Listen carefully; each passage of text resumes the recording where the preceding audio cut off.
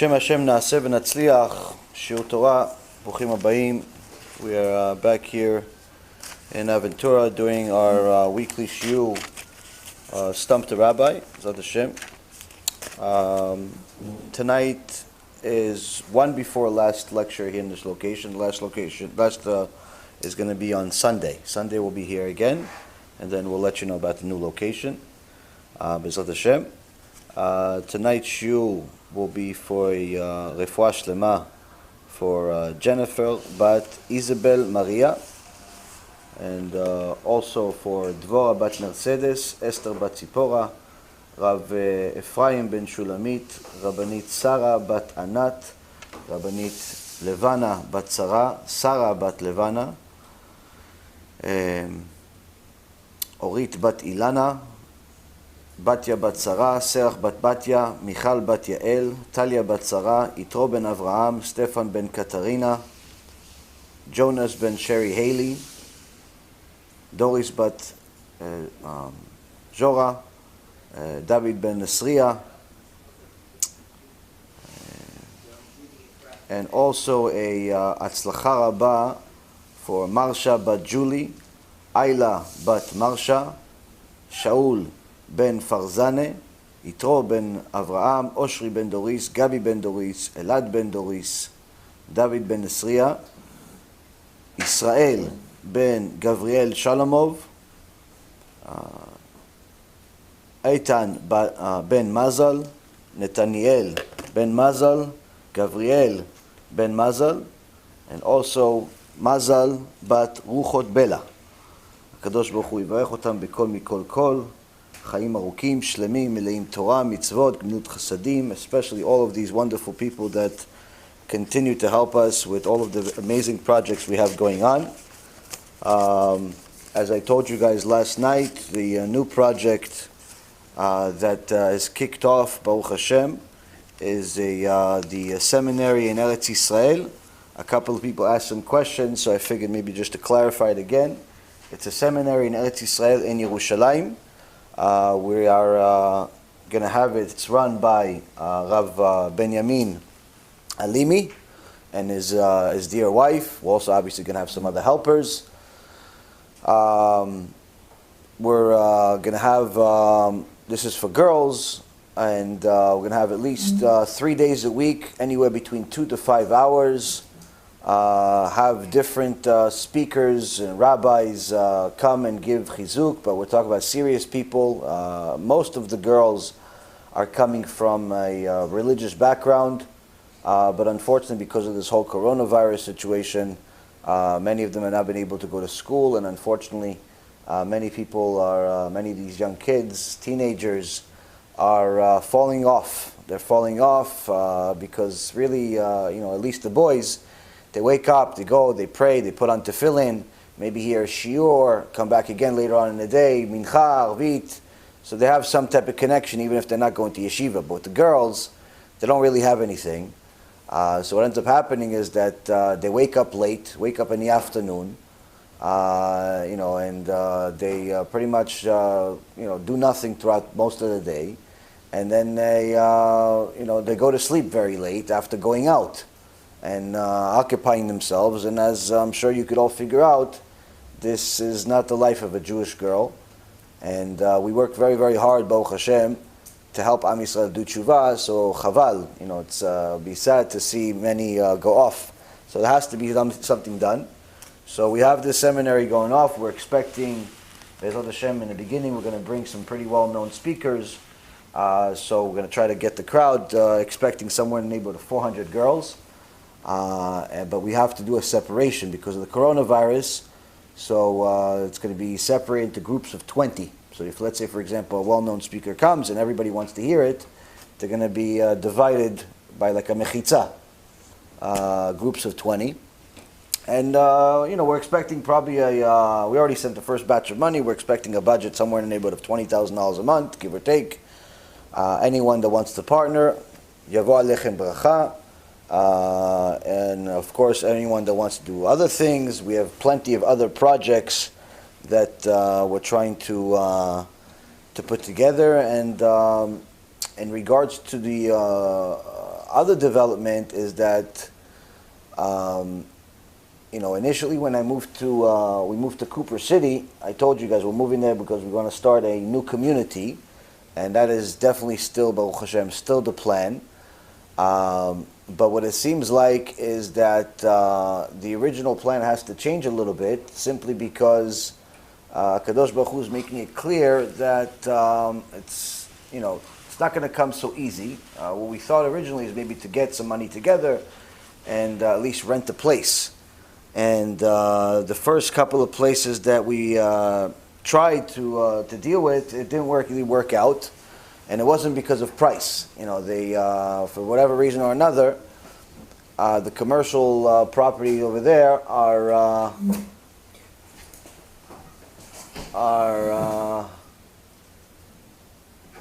not fans of, what is that? A little bat, that thing, giant thing? So for whatever reason, the commercial properties over there don't want a religious organization, a synagogue there, as a tenant. And I spoke to another huge, I guess you call it a shopping mall or whatever there. And last we checked, they had almost 70% empty. Meaning almost 70% of the shopping center is bankrupt and empty. So we figured, this should be easy to get a place. And no, they had to say the same thing. Apparently the anchor tenants in many of these places don't want a religious organization next to them. So it limits them who they're going to rent things out. So that puts us in a position that it's a couple of things are going to have to happen. Either we're going to have to originally start with a place just for the lectures and maybe some other learning, but not a synagogue initially, until we buy a place, because once you buy a place, you can do whatever you want. So to rent a place that's just going to allow us to do lectures and then perhaps maybe later on buy, or we're going to have to buy a place right away, which is really preferable, but the problem is that we'll have to find a temporary location until then. So either way, it's still lots of things going on. I know a lot of people send me questions. They want to move here, and they want to join the community, and I keep pushing people off that we don't know the location yet. And we know it's in Cooper City. It's just that Cooper City is big, and it doesn't really make sense that you're going to go rent or buy a place, and then we finalize on a location that's an hour and a half walk from your house on Shabbat. So we have to wait, and also we need to find another temporary location for the meantime as far as the shiur. And again, it's not an easy thing to find, because it's not just finding a place to give a lecture. I give a lecture in my house. The issue is finding a place that has parking for all the cars and stuff like that. So that's, B'ezrat Hashem, we're waiting for Kadosh Baruch Hu to answer our prayers, that we don't have to skip any shiurim and then find a place. So either way, I spoke to Rabbi Daniel today, and he, very dear friend of mine, he said that the program that they have and the changes, all the different things they're doing, is starting, I think, Tuesday. So we're still able to do another shiur here on Sunday, B'ezrat Hashem. Either way, I mean, it seems like we're going to have to probably start a campaign at some point very soon that's much more serious than what we've done so far, to raise money to buy a building, because renting it doesn't seem like it's in the cards right now, because even if you rent something, you're limited to what you can do with it. Even if you rent something, you're very, very limited to what you can do with it. And that's the thing. It's like they'll rent it to you, if they rent it to you at all. They'll rent it to you if it's not a school, and it's not a synagogue. It's like a learning center, and all types of nonsense. Apologize for the politics that you're hearing about, but that's in essence the update that is going on right now. Either way, more stuff will come soon. Aside from that, a couple of other really interesting things. We have really some amazing upgrades that have already happened for the app, and some more coming probably within the next week, maybe two. So if you haven't downloaded the app, I highly recommend you go to be'ezrathashem.org, get the app, / get the app. Download the app. It's much better than watching it on YouTube or anywhere else, simply because you don't have all the distractions. It works obviously for if you have a kosher phone, and once this new upgrade comes up, it'll actually even be as fast or faster than YouTube, as far as to download everything and so on. Plus, I know a lot of people like the questions feature, even though I'm not able to answer the questions as often as I would like. A lot of people ask questions, and we've already answered, I don't know, hundreds of questions over there, so you could actually listen to or read a lot of the answers for questions that people have on the app, which is, I think, people's favorite part of the application, to be able to ask questions and actually get an answer for it. So download the app, and that's it. There's 1.5 million other things in my mind, but in so many words, let's just move on to this issue. In regards to questions, today is the questions and answer session. So we'll start off with a question to you guys. Question is, do you want to start with the questions, or do you want me to start with Dvar Torah like we usually do, or do you have a third idea?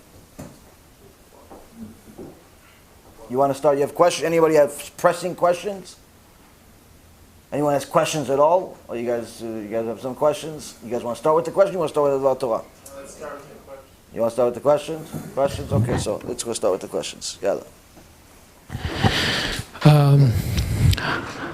I was reading a Parsha this week, and it said something about Rebecca being 3 years old when she was married to Isaac, and Isaac was 37, right? Now, is that... Well, you know, I'm curious because I have a daughter, and is that the same 3 of today, or is it different? Very good question. Okay. So the question is, the Torah says that Yitzchak Avinu,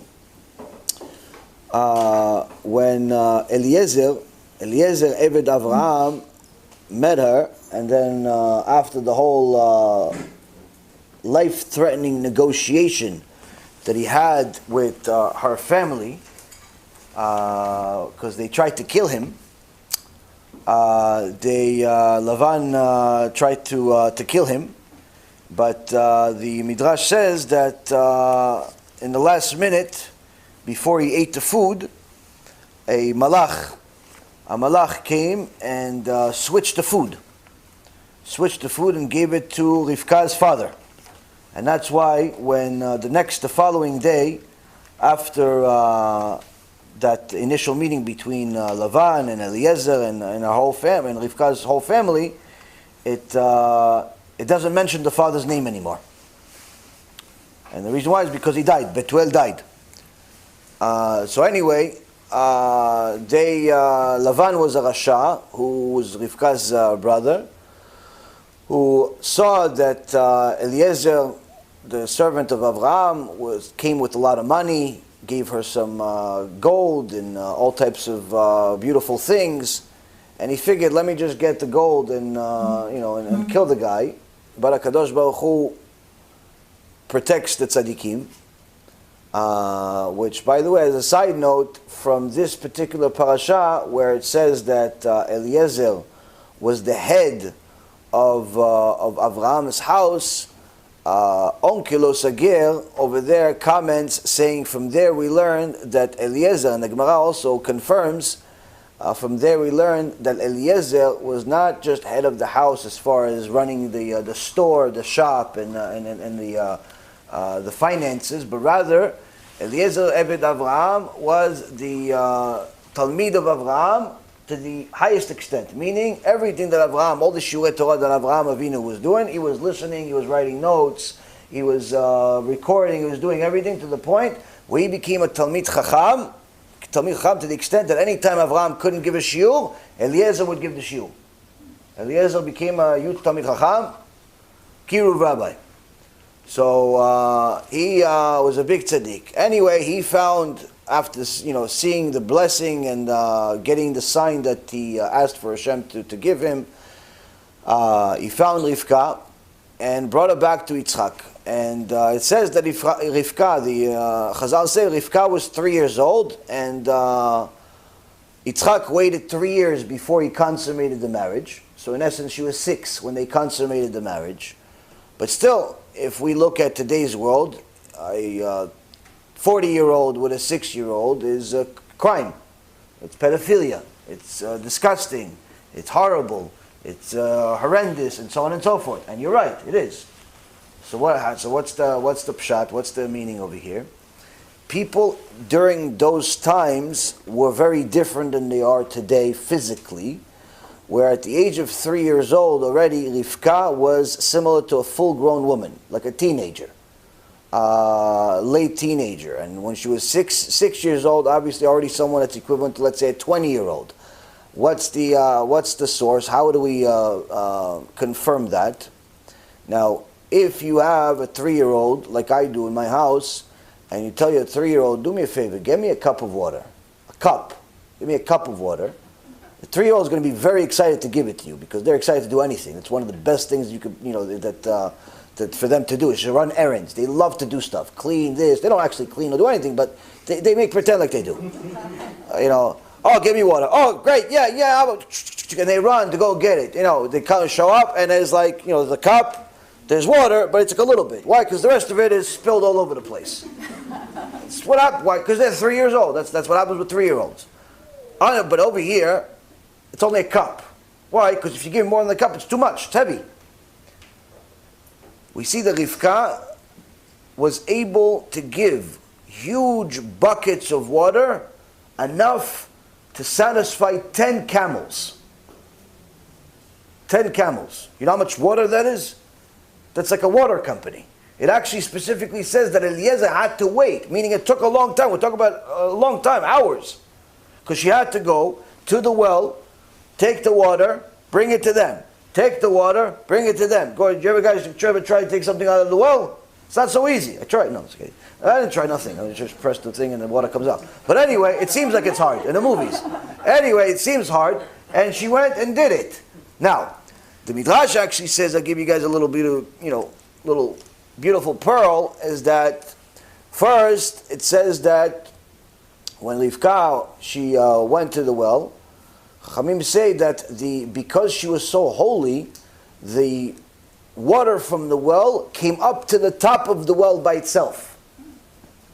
Meaning that it was easy for her to get water. But the second that she agreed to and offered to give Eliezer the water for him and all of the camels and so on, the blessing stopped. She had to go and manually do everything. Why? You would think, wait, listen, you just agreed to something. Give her the blessing, right? That's our logic. Give her the blessing. Why are you making it more difficult? If it came up to her, when she wasn't just getting it for herself and for her family, the water came up all the way from the bottom of the well to the top of the well. She didn't have to do much. She just had to, that's it. Now she's going to go help 10 camels, a bunch of strangers. Should be bracha, no? HaKadosh Baruch Hu wanted to show us, wanted to teach us, she didn't offer, Rivka was a tzadikah, she didn't offer to bring the water because it was easy. She didn't want to do the mitzvah, she wasn't so excited about the mitzvah because it was an easy mitzvah. She wanted to do because of the mitzvah mamash, and therefore HaKadosh Baruch Hu wanted to give her full reward for it. And sometimes you'll see that you are doing something good, and suddenly things don't go well, where it becomes much harder. The better you do, the more difficult the mitzvah becomes. So you think, what, maybe Hashem doesn't want me to do this. You suddenly decided one day you want to do tshuva. Before the day you decided to do tshuva, no one cared about your religious preference, no one cared about your free time, no one cared about anything. Suddenly you want to do tshuva, all of a sudden all your friends, family, peers, co-workers, the whole world cares. Hey, what happened? What, somebody died? Why are you religious? What's wrong with you? What's going on? Why, you don't like us anymore? What, you think you're better than us then? What? All of a sudden, everybody cares about your religious preference. Before that, no one even asked you if you're religious. No one even asked you if you're even a human. Nothing. No one cared. Suddenly, you decided to do tshuva. All of a sudden, the whole world cares. One day, you decided to abandon Christianity, abandon atheism, abandon all types of heresy. Decided you want to convert to Judaism. In the beginning, everything was going good. You were excited. Oh, I got this rabbi on YouTube. He excites me. He gives me, all of a sudden, everything's going great. Everything in the beginning, everything is going great. So you're like, oh yeah, I'm going to be a Jew in like a week. I'm going to just like stream every shiur, 3,000 shiurim, we're going to watch them all in one day. And you want 1, 2, 3, 4, you're swallowing the shiurim. And you ordered 900 books as if you're going to read them in a week too while you're watching the shiurim. Your whole life becomes full of books, shiurim, everything. You're so excited. Everything is great. A few months go in. And things become a little more serious. You're actually going into a formal process. You say, you're a rabbi, you're in a connection, everything is going good. All of a sudden, you get a phone call. Bad news. You lost your job. Bad news. Somebody you care about is not happy with you. Bad news. Whatever else. Oh, maybe Hashem doesn't see these bad news. See, I never had this bad news before. I was alive in the world for 30 years, never had bad news. My wife always liked me, my husband always liked me, my kids always liked me, my job always liked me, everything was good. Suddenly I want to become a Jew. All I have is bad news. All I have is bad news. I wake up in the morning, I say Modani for bad news. I say Shema Yisrael for bad news. Everything's bad, all day bad news. The job, the money, the this, the that. Maybe Hashem doesn't want me to convert. Wrong. HaKadosh Baruch Hu wants you to convert. HaKadosh Baruch Hu wants you to do tshuva. But He also wants to do a few other things along with it. Number one, He wants to test you. It says Hashem tests those that He loves. He wants to know, are you converting? Are you doing tshuva because it's easy? It's the trendy thing to do? Or because you love me? What do you want? Do you love Hashem? Oh, no, I love Hashem. Well, you love Hashem. Love means it's unconditional. Love means that even if there's bad news, you're still going to do it. In fact, if there's only bad news, you're still going to do it. Just like Job. Job said, even if he were to kill me, I would still serve him. What does it mean, even if he were to kill me to serve him? Meaning, even if I know that this is a mitzvah from the Torah, and by fulfilling this mitzvah, I'm going to die, I'm still going to do it. Why? Because I know it brings nachat to Hashem. This is what He wants in the world. This is the will of Hashem doing this mitzvah. Yeah, but you're going to die in the process. Okay, so I'll die. At least I fulfilled the purpose. At least there was a purpose for my existence in the world. That's what Job did. That's why there's a sefer in the Torah called Sefer Yov, Book of Job. So, a person that loves Hashem is going to do it through thick and thin. So first, the HaKadosh Baruch Hu wants to know, do you love me? Do you love HaKadosh Baruch Hu? Second, HaKadosh Baruch Hu says, now that I know that you love me, I want to give you the full reward. How? I'll make it a little more difficult. I'll make it a little more difficult. Why? When it was easy, you were going to get a reward, but it was like, okay reward. It was a good reward. But I want to give you a lot more. I want to give you 1 billion times more. Now, when you're going through the fire, when you're going through the difficulty, you're like, nah, let me just get it easy. I'll just get the easy one. Let me just take the easy choice. When are you going to say, thank you, HaKadosh Baruch Hu, for loving me so much that you made my life a living hell for a little while? When are you going to say it? When you see the reward that you get for it. When you see the reward that you get for overcoming all of the obstacles, all of the difficulties, you see the reward that you got versus what you would have gotten had it been easy. There's such a huge difference between the two. You say, Ribono Shel Olam, thank you for loving me so much that you made my life a living hell for a little while so you could give me more reward. So this, Rabotai, is the reason why Kadosh Baruch Hu made it more difficult for Rivka to get the water. He wanted to give her the full reward. And that's in essence also when it came to her marrying at such a young age, even though physically she was bigger than people are today at that age, still it was relatively young anyway, because we see that Yitzchak still had to wait 3 years. So why didn't just Yitzchak let us stay home for 3 years? Say, let us stay home, because Laban and his mom said, listen, Eliezer, why don't you let us stay with us for a little while? You know, the father just died. Let us stay with us for a little while, maybe a few weeks, a few months, a few years. She's still young. He didn't see this yesterday. Why? Because he didn't think she was going to leave. He thought he was going to kill Eliezer. Let us stay with us for a little while. Eliezer, hold on a second. Let's not delay. We already made a deal. Let's not delay. Let's just go right now. Why was Eliezer so pressing? It wasn't like Yitzchak was an old man. He was only 37 years old. He wasn't an old man. So what's the pressing? What's the problem? Every single minute she stayed in that house next to Lavan Arami was a life danger. Every single second you stay friends with your old Christian friends, with your old missionary friends, with your old atheist friends, with your old friends that are anti-Torah, is a life risk. Life risk. And that's why the Chachamim say, stay away from the ugly and even what looks like it's ugly. Stay away from something ugly, which is clearly atheism, missionizing, garbage, anti-Torah, and so on. But even if it looks like it's ugly, what does it mean if it looks like? It's one of your religious friends that likes to watch movies. He's religious, but he likes to go to the movie theater and watch a few filthy movies over there. Stay away from him too. Why? Because within a matter of time, he'll affect you. She'll affect you. Your girlfriend, your best friend since kindergarten, she doesn't really like the Torah. She doesn't really like to walk around modest. Stay away from her too. Why? Because it's only a matter of time. If you're in a transition to do TeShuva, being surrounded by people that are part of your past will keep you there. You'll have a much more difficult time moving forward if you're surrounded by people that are from your past. Why? Because they're not moving forward and you want to. But now you're going to feel bad about moving forward while they stay the same.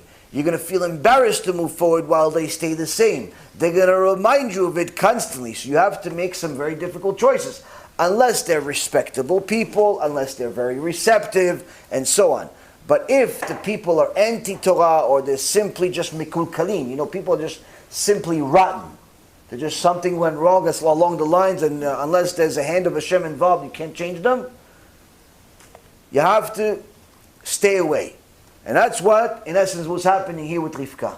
Even though she was young, not young like a 3-year-old like we think, but still young. Too young to consummate the marriage. Still had to wait 3 years. Eliezer still plucked her out of that danger and brought her to the house of Yitzchak. And this is important for a person to know, is that people always ask me, how do you survive this world? Somebody asked me this week, especially young men, ask me, how do you survive this world? Where even if you want to protect your eyes, even if you want to protect your blit, even if you want to do all types of things, how do you do it? First and foremost, you have to learn Torah and Musar. If you're not learning Torah and Musar every single day, you're going to have a very difficult time. Now, when it comes to learning Torah and Musar, you not only have to learn Torah and Musar, but you also have to learn Torah and Musar from a place that inspires you. Because many times people get inspired by, let's say, our shiurim, to do tshuva, to get some chizuk, to do good things, and then they figure they finished. They watched 50 shiurim, 100 shiurim, 200 shiurim, they figure they're finished. Let me move on to just learning books. Mistake. Why is it a mistake? If those shiurim inspired you to get started, they're inspiring you now, even if you don't notice it as much as you did in the beginning. And you abandoning it, you letting it go is a mistake, and you could easily fall back to where you used to be. So you have to continue watching those shulim and learning those shulim, whether it's me or Rav Mizrahi or anybody else that's a strong speaker. You have to keep doing it. Second thing is you have to put a fence around certain things, meaning you have to try to mitigate the risk by not putting yourself in risky situations. So for example, for young men, where they have a tough time, let's say, going out in the public and when they need to do things like shopping. Easy. HaKadosh Baruch Hu made it easy. Even though there's znut everywhere, there's filthy stuff everywhere, but HaKadosh Baruch Hu gave us easy choices to avoid it. In Western society, in America, it's much easier to avoid it than it is in other places that are not as developed, but nonetheless, in most places that Jews live, it's relatively developed areas, and you could simply not go to the stores. Ever. Never go to a store. You need food, there's something called a computer. You press a button, and the computer says, okay, I'll give you the food. That's what happens. This is how we shop. We shop every week, every day, all the time, whatever we need, on a computer. We go on a computer, we go on a website, whatever website you need, whether it's a supermarket website, or it's Amazon, my buddy, or whoever it is. You need something, you press a couple of buttons, within a little while, boxes show up. That's it. That's the way it is. Why? Because you want to limit certain things. So, can you go to the store? Yes, you can go to the store. But if you know that you can't handle it, don't go to the store. And just be conscious of the fact that there are certain places that trigger you, and you have to think of a solution. And a solution doesn't mean like, oh, no. You know what? I'm going to go, but I'm just going to close my eyes the whole time. You have to be realistic. You have to be realistic. You have to do certain things. There are easier solutions than looking weird. So, and again, there are different things that you can do to protect yourself. But again, this also includes protecting yourself from friends, from televisions and cable channels, from internet, that's websites and all types of channels that are full of garbage, from music that's full of garbage. You have to get rid of a lot of the stuff that triggers you. Why? Because if you want to progress, that means you have to abandon the past. Now, I don't expect you, and I don't think that you even can abandon all of the bad overnight, and it's not even normal for a person to do that simply because you don't even know what to abandon initially. But the point being is that if you know that something causes you to think of the past too much, you have to abandon it. You have to abandon it. There are certain things you have to be more strict with than others, but nonetheless, you have to move away from the danger. Sur mera ve'aseh tov. Stay away from evil and do good. So that's in essence also one of the things that Eliezer was doing over there when he was plucking Rebecca out of that dangerous situation called her family, because he knew that Rivka was a miracle. She was a miracle because she was still a tzadikah despite being surrounded by wicked people. But how long can you rely on that? Sometimes there's certain people that have better character traits, good people, better nature, and so on and so forth. But even those good people, if they're surrounded by bad people for an extended amount of time, it's going to affect them. I can tell you, before we go to the next question, personal story. When I was maybe 12 years old, we moved to a new house. Baruch Hashem, for the first 10 years we were in America, we moved to a new house every year, almost like now. We moved to this new house, and I met this this kid my age named Joey. He was a good kid, nice kid, and we were going to the same school. And he just moved from Brooklyn to there, and we became friends. He lived close to me, across the street from me, and we became friends. And we saw each other in school, and we were in the same classes a bunch of times, and we would compete on grades. Who was doing better? Who was that? Friendly competition. Smart kid, good kid, and everything was good. Over the next year or two, he became friends with a few kids that weren't really good in school. Actually, they were terrible in school, but they were very good at making problems. They were very good at fist fights. They were very good at drugs. They were very good at a lot of other things. In the beginning, when he first said, made friends with them, I was very odd. Like, he's such a good kid. Like, what are you doing friends with these people? But anyway, well, you're not anybody's father. As you would have it, he became very good friends with them. And although we always remained friendly, and anytime we'll see each other many years later, we'll always say hello and so on, his life took a completely different turn than it could have. He could have been a scholar, he could have been a really smart person, he could have been a success. What did he become? Practically a gangster. He was part of this clan, this group, that literally would get into fist fights for no reason and just beating people up senselessly. It was known how dangerous these kids were, and they caused a lot of damage in the neighborhood and other neighborhoods and so on. And he actually eventually became practically their leader for the next several years. I'm surprised he didn't go to jail, but some of the other members did. But that's what happened. Even though he was a good kid, smart and everything, you surround yourself with bad people, eventually it's going to affect you. I know that he grew up out of it pretty much. I mean, last time I saw him was probably 7-8 years ago, and he was a regular blue-collar guy, still not married, still, nothing going on. He wasn't killing anybody, at least not to my knowledge, but nothing happened. Like, he just became some, like, average Joe, literally, where he could have he had the brain and to be somebody. Why? You want to hang out, you want to have a good time, and with gangsters. And even though those gangsters were also 12 and 13 and 14 years old, they affected him. So that happens a lot. So that's the thing you have to understand. If you're going to be surrounded by bad people, you're going to be affected. Whether you are good or bad in your nature doesn't matter. It's a matter of time, it's going to affect you. Next question. Yesterday you were telling the story of Rabbi Ishmael and his nephew. He refused to let him be healed by that missionary doctor. Yeah. And I remember I asked one time if I could go to a Catholic hospital to get help. And how is that different from today? And can I, for example, if I have a sickness, go to a missionary organization, if that's what it is? Right. So the question is, Maran Masechet Avodah Zarah told us that Rabbi Ishmael told his nephew not to go to a missionary that could potentially heal him because he was a missionary. So the question is, are you allowed to go to some hospital that's perhaps a Catholic or Christian organization of such?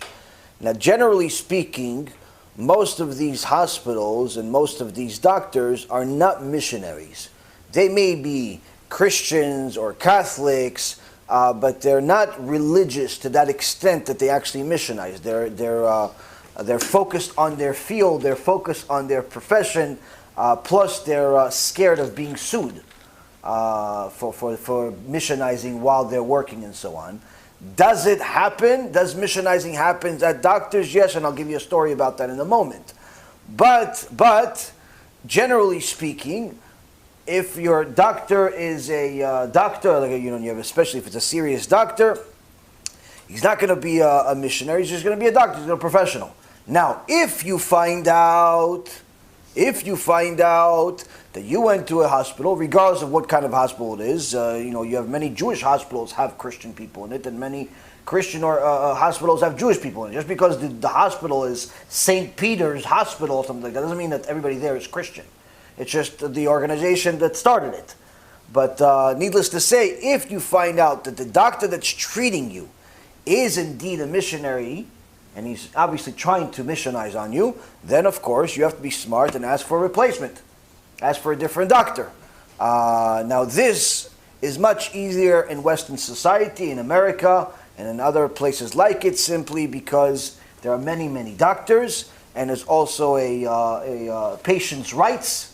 That the patient, in essence, in the world today is always right, even though they're wrong most of the time, and so is the customer, and so is the doctor. Everybody's wrong. But the point is that if you want a different doctor, ask for a different doctor, and you should ask for a different doctor. Now, does missionizing actually happen? Yes, and I'll give you a story.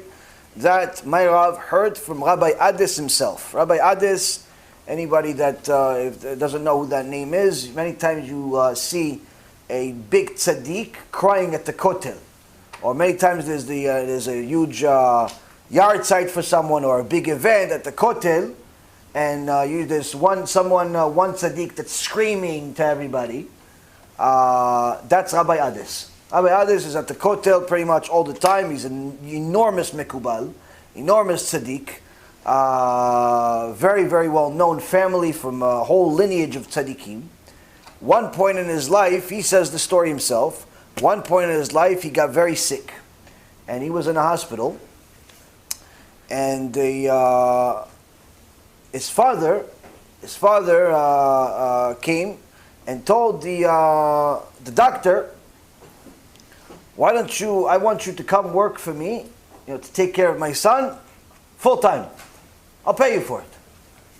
And the doctor, no, I'll take care of things. And they started chit-chatting. And before you know it, the doctor started telling him about Yoshke. This is in Israel. It's in Israel. Israeli doctor starts telling him about Yoshke. No, but the Yeshu, and all this nonsense that they say. And of course, these are the family of Talmidei Chachamim, so within a few moments he says, what are you trying to sell me? What are you trying to sell me over here? It's nonsense. There is no religion that started with an uglier act than Christianity. The one thing that HaKadosh Baruch Hu hates is immorality. And the whole religion started with some stupid story of some woman that says that God impregnated her. There's no religion in the world that started with an uglier story than yours. You're trying to sell me this? The doctor got offended by this. And Rabbi Adis says from that moment on, from that conversation on, he constantly tried to kill him. He constantly tried because he was bedridden and he couldn't move. So he would constantly give medicine that wasn't good for him. Constantly. And anytime nobody was around, he would start missionizing. Start telling, but Daniel this and that. And he would leave because he couldn't move. He couldn't move. And he couldn't defend himself. So he would constantly try to preach to him. And he gave him a bunch of medicine. He said, Mamash, he almost died. Almost died because of this person. So does it happen? Yes. But this is again, like I said yesterday, people that are missionaries are obsessed. They're obsessed. They're delusional. They don't think right. It's almost impossible to speak to them on normal terms, because even if you prove to them that they're wrong, it's hard for them to get out of the hole that they're in because of all the tum'ah that they're in. So, like I said, to answer the question, if the person is simply a non-Jew, whether he's Christian, Catholic, Buddhist, Arab, alien from Mars, all that stuff is not necessarily so important, because most people today are secular. They may be born into some Protestant family or Lutheran family, whatever, but most people today are not religious. And even if they are religious, they're religious more because of the culture than they are because they're actually so passionate about their religion. So they're not missionaries. Therefore, as long as they're not missionaries, you're allowed to use them as long as they're a good doctor, obviously. But the second you find out they are a missionary, run away as fast as possible with no remorse whatsoever. No remorse whatsoever, no leniency whatsoever, no thought in your mind. No, you know what? I learned enough about the falsehood of Christianity that I can hold my own. I'll debate the guy. I'll convert him to Judaism. Don't be a hero. Don't be a hero. You're there for a reason, and the reason is not to do kiruv. The reason is because you need to heal. If you want to do kiruv, do it with people that are not missionaries. Don't do kiruv with missionaries. Do kiruv with people that are not missionaries, regular people. Why? First of all, they're an easier customer. And second of all, there's no risk to you. There's no risk to you. If you debate with a missionary, he could create confusion to the extent where you could become weaker. So it's not a good idea to do kiruv with missionaries. You want to do kiruv, you want to help people do tshuva and get closer to Hashem, do it with regular people, not missionaries. Next question. Change the mic. How do you know with who you are allowed to study Torah, like a chavruta, how do you know with who?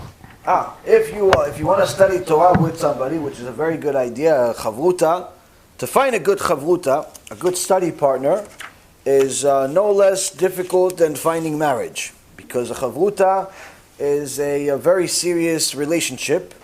It's not a friendship. People think it's a friendship. I'm friends with this person. That's what chavruta. It's not a friendship. Chavruta is much deeper than that, and sometimes a chavruta are not friends at all, but they are very, very serious study partners. There are many, many famous stories of people that studied together that were not friends, but needless to say, were very, very good together. So, chavruta is someone that first and foremost should have a similar ideology to you. Meaning you should not become a chavruta with somebody that's a anti to everything you stand for.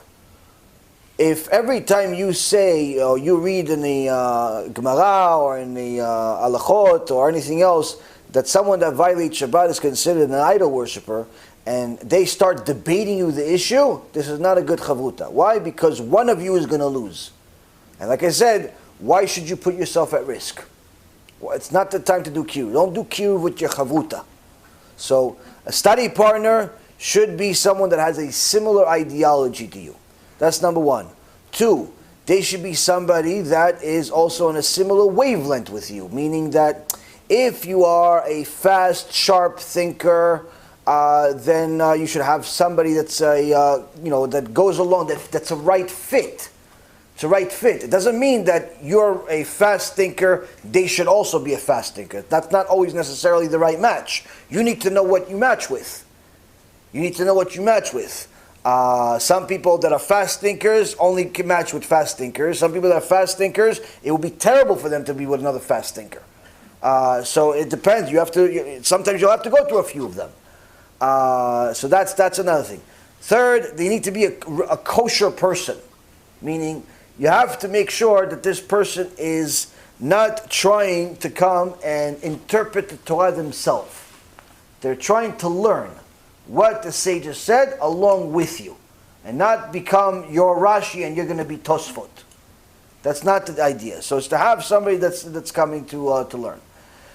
Another point is they should bring something to the table, meaning that they should have some knowledge that you don't. They don't necessarily need to be huge Talmidei Chachamim already, but they need to bring something to the table that you don't know, whether it's a certain amount of knowledge or teachings or so on.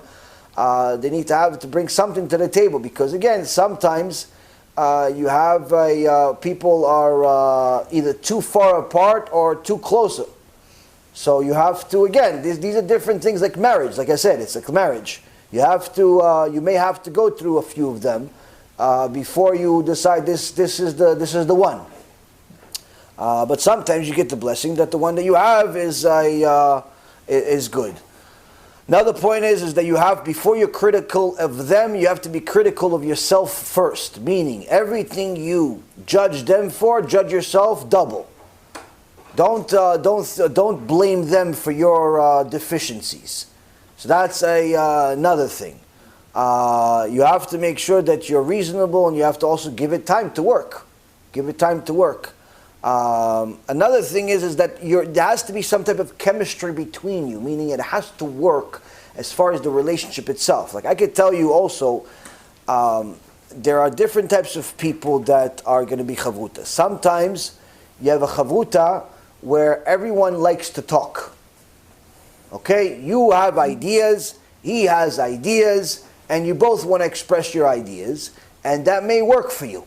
For me, it's not going to work. For me, if you like to talk, you can't be my chavruta. Why? I need to talk. That's just the way it works. That's the way. Now, on the other hand, with the relationship that I have with my, that's the way it is. I'm serious. But so if you want to talk, you have to find a different chavruta. Now, don't worry. Even if you don't like to talk, you still can't be my chavruta. Why? Because I have a chavruta already. I have my Rav. Now, when I have a relationship with my Rav, guess what? I can't talk. Why? He's the one that talks. So it's a very difficult thing to not talk while he's talking for, let's say, an hour straight or however long it is. But it works. Why does it work? Because I know he's a genius. So therefore, I need to hear him talk. Which means there has to be a certain relationship there that fits, but also a certain amount of respect for each party. Each person needs to know their role. Now, sometimes we'll debate certain issues. Most of the times, it's not. Most of the time, it's him talking and me trying to pretty much be a sponge. Just like you guys are trying to be here. Similar. So again, it all depends on the relationship, on the synergies between them. It depends also what you want to learn. Meaning, if you want to learn Gemara, and he wants to learn Musar, that's either one of you settles for the other, or you have to find a different chavruta. Don't argue about it every single time. You have to have a certain plan. Now, it's if a person is only going to look at things from their own perspective, it's going to be very, very difficult for you to find a chavruta. So there has to be sometimes that you make an agreement to do certain things and so on. Last but not least, it has to be a reliable person, which is probably one of the most important things. Meaning, if you can have a chavruta, that person has to be reliable to be at the same place at the same time every single day. If they're one of those people where for them to be 15, 20 minutes late is early, that's not a good chavruta. The person you're going to be a chavruta with has to be a person that's on time and is reliable. Not every day telling, no, listen, my wife needs me, and the next day, my kids need me, my boss needs me. Every day has got a new excuse. It's not a good chavruta. Every day he's late, every day he's got a flat tire, every day there's 500 excuses of why he's late. It's not a good chavruta. This is not school. No, I'm late today, but I have a doctor's note. I went to the doctor. He shows you proofs of why he's late. It's not a good chavruta. Has to be a reliable person that's there, same time, and wants to do it. If he's dragging his feet, go home. Go home. Why? Because that's the way it is. That's the way it is. Torah learning is serious. It's not child's play. You're not supposed to lay down on your bed, comfy, reading the Parashat Shavua. It's not Harry Potter. You have to be serious, and you have to have serious people. If you have somebody that's serious, chazaku baruch. But if the person likes to eat the donuts more than he likes to read the books, find somebody else.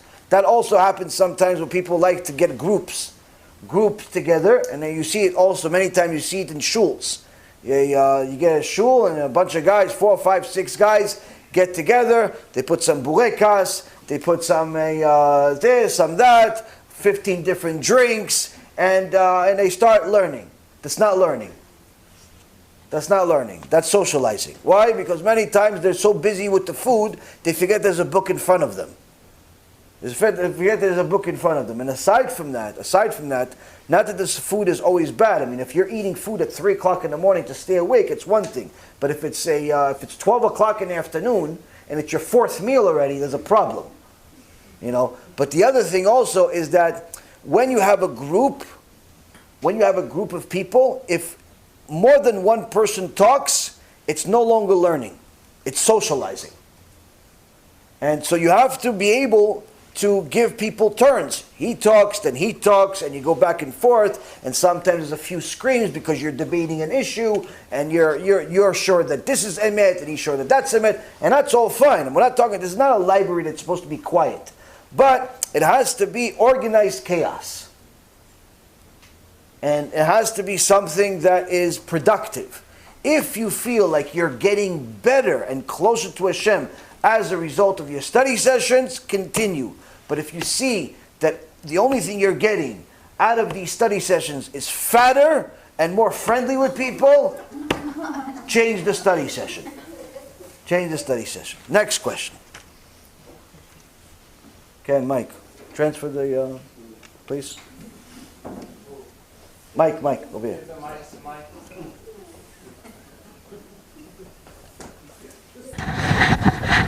Yes, Rav. Yaakov went to study with Shem and Aber for 14 years without sleeping. Okay. He grew up with Abraham and with Yitzhak, learning Torah. So what did he miss from learning from them that he had to go and spend so much time at that academy? Ah, fantastic question. Fantastic question. Question is for the crowd that doesn't hear is that the Yaakov Avinu was commended by his left his father's home, and he told him he has to find a wife. He has to get married. So he left the Yitzchak's home, but when he left, Avraham was still alive, and Chachamim say that he learned with Avraham and Yitzchak. Yaakov Avinu and Esav both learned with Avraham Avinu and Yitzchak. But before he arrived at his next destination, he went to the yeshiva of Shem and Evil for 14 years. In essence, delaying fulfilling the obligation of following his father's words for 14 years. Why would he delay such a thing? Because if he learned from Avraham Avinu, we learned from Avraham Avinu that tzaddikim, they're zealous for the mitzvah and they hurry. That's why when Hashem told Avraham Avinu to bring his son as a sacrifice, it says that Avraham Avinu did it babokir. What does babokir mean? It means morning. Why does it mention morning?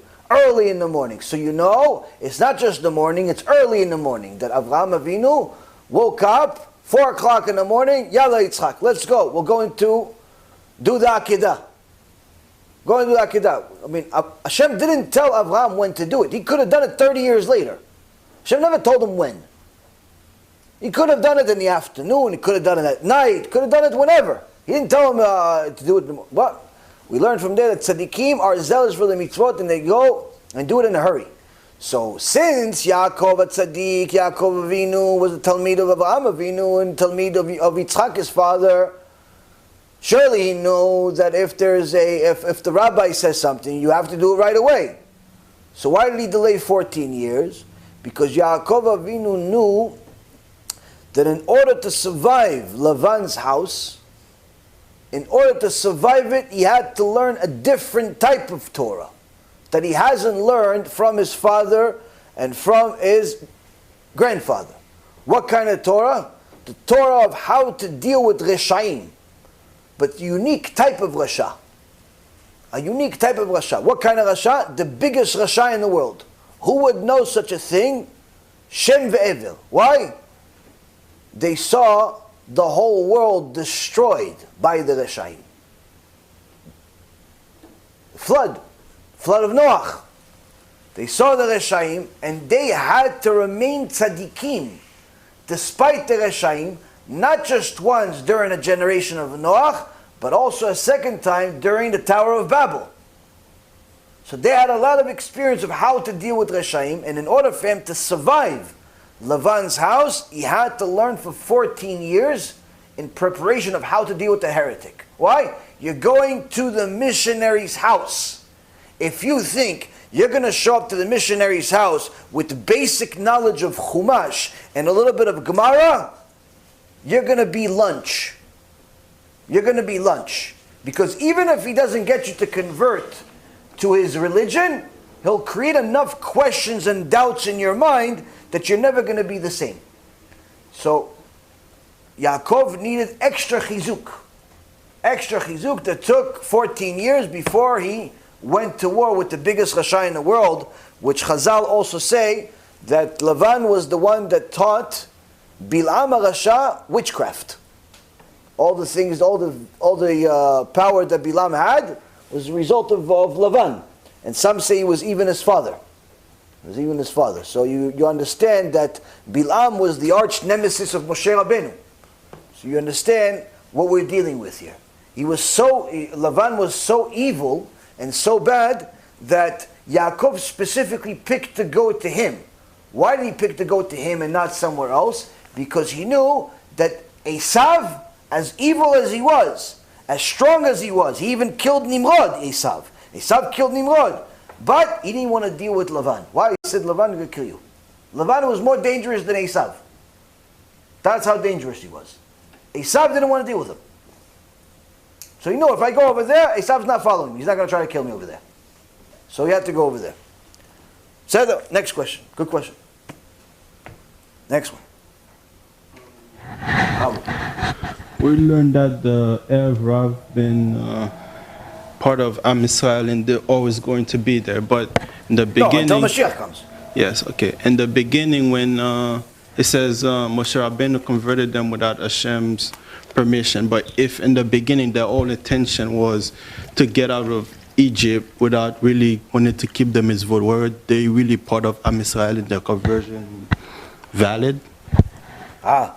So the Erev Rav were Egyptians that followed Am Israel without really adopting the faith, without really doing it for the right reason, but they saw that Am Israel is the winners and they wanted to join the winners. They were on the team of the Egyptians when the Egyptians were winning, and they were what we call in the world front runners.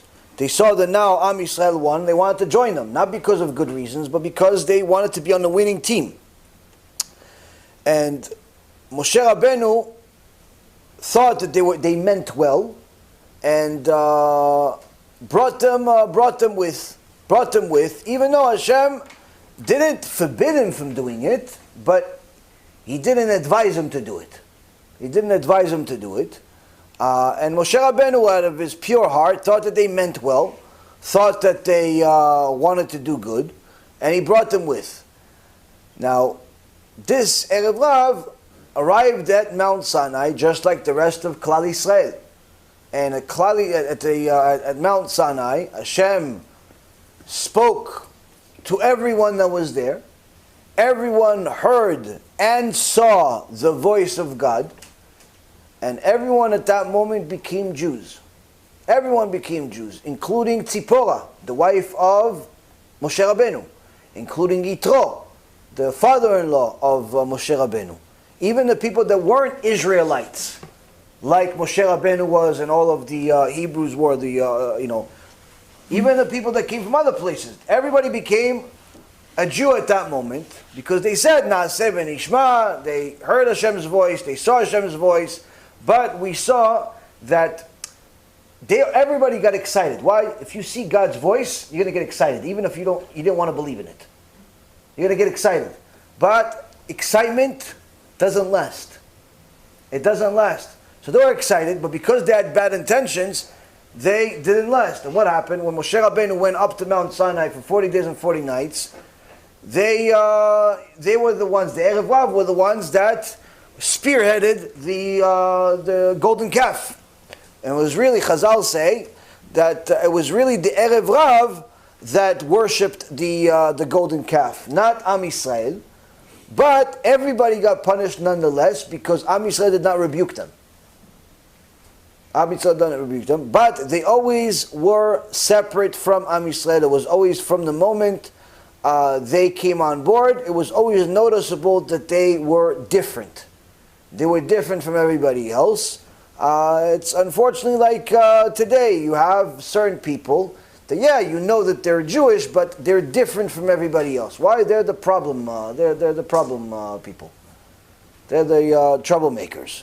And even though they come from my same forefathers and so on, but these people are problems. And unfortunately, there's plenty of them.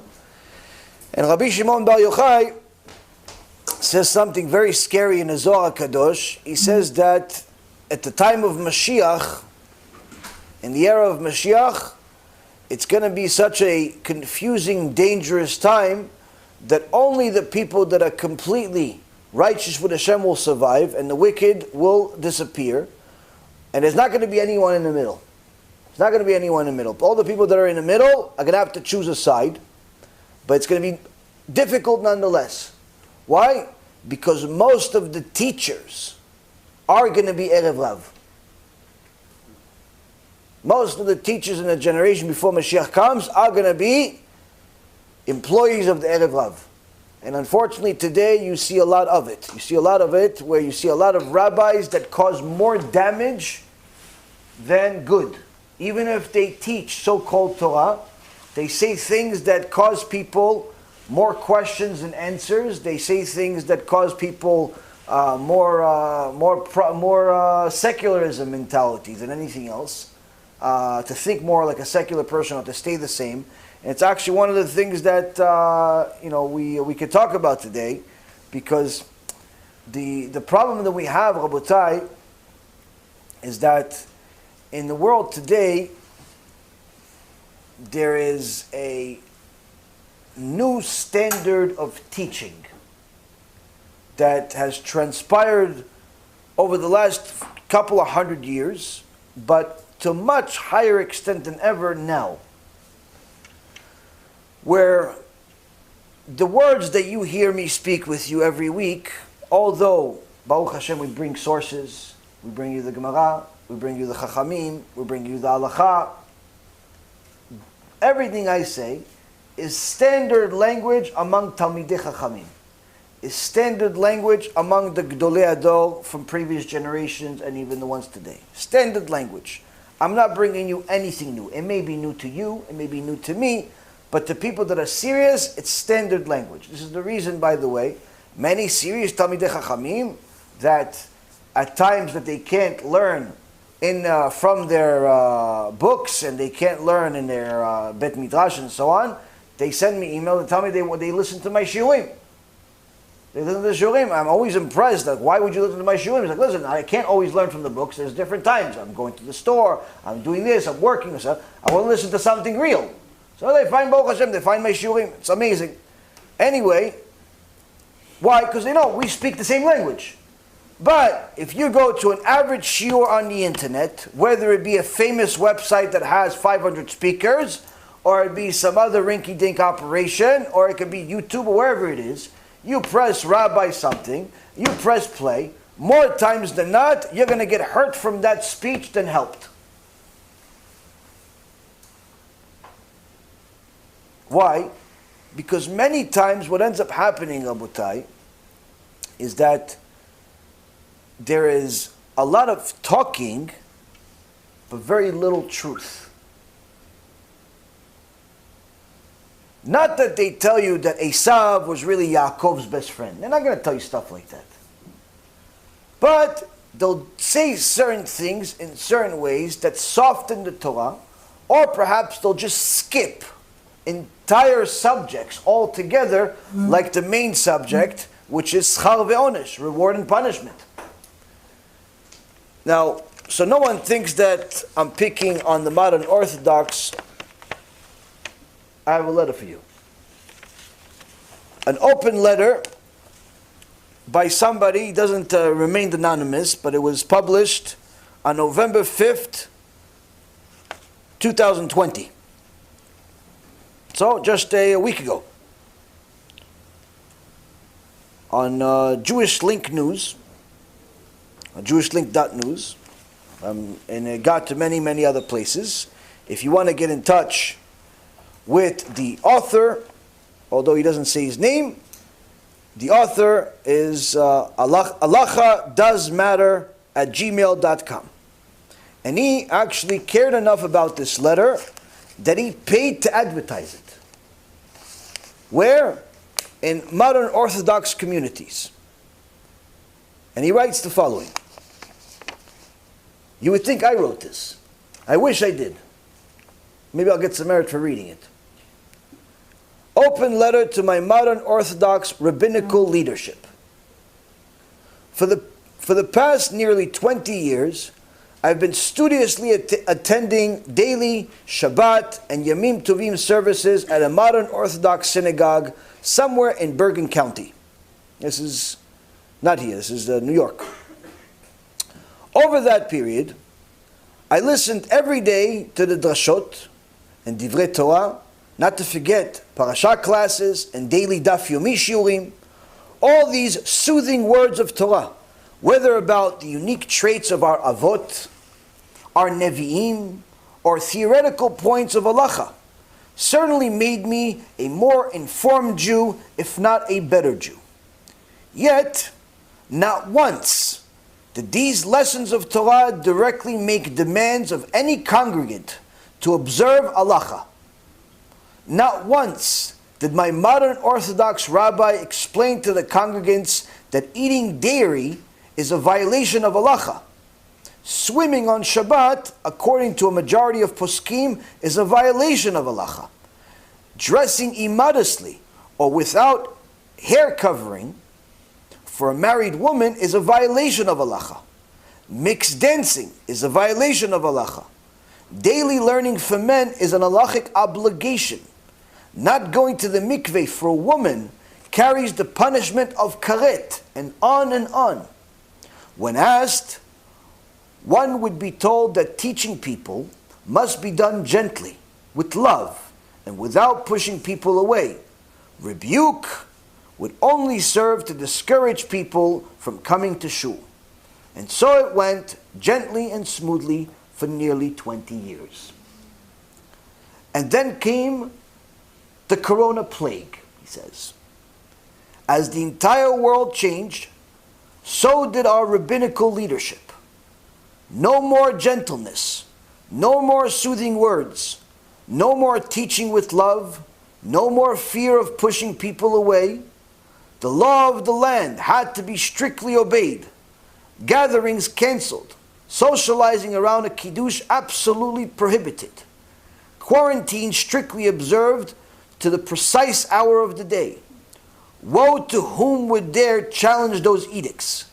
Anyone not towing the line, the law of the land, would be publicly and vociferously denounced. Lashon hara and sinat chinam exploded in the community. Neighbors spied and reported on neighbors. Old hatreds between different groups resurfaced. Tensions between more and less religious became vitriolic. What happened? Was the law of the land, meaning secular law made up by politicians serving their own political machinations under the advice of so-called medical experts, the right approach? Yes. Social distancing measures and mask mandates seemed to make sense, but who knew?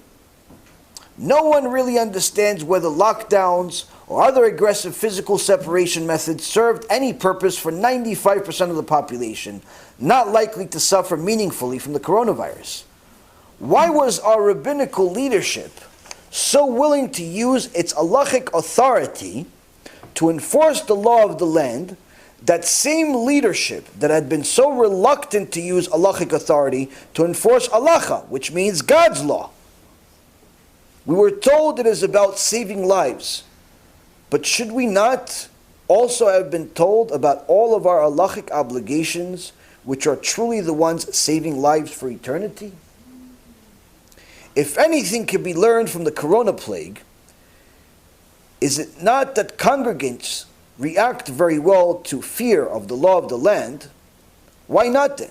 Kal v'chomer, instill in them fear of the law of God. It is my prayer that our rabbinical leadership will derive such a lesson from the corona plague and no longer be hesitant to enforce the law of God with congregants, to make them better Jews and prolong their lives in this world and the world to come. Signed, halacha does matter. This, Rabotai, is emet as it could be, as it was said in Mount Sinai.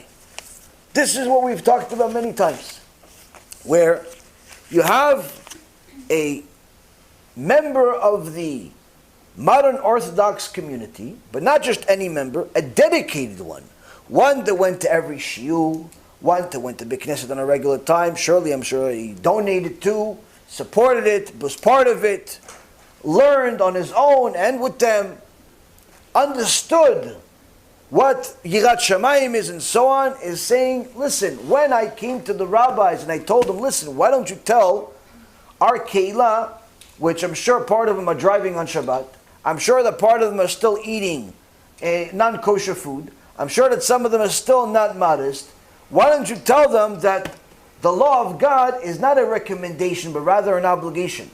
Why don't you tell them that there is Gehinom? Why don't you tell them that there is punishment? Why don't you tell them there's karet? Why don't you tell them that? The rabbi tells them, no, we don't use a rebuke strategy. That's going to distance them away. That's going to push them away. So he continued remaining a member, figuring, okay, the rabbi is saying it pushes people away. The rabbi must be an expert. He's the rabbi, he must be an expert. If he says that rebuking people and telling them the truth, that's scary, is going to push them away, okay, then so be it.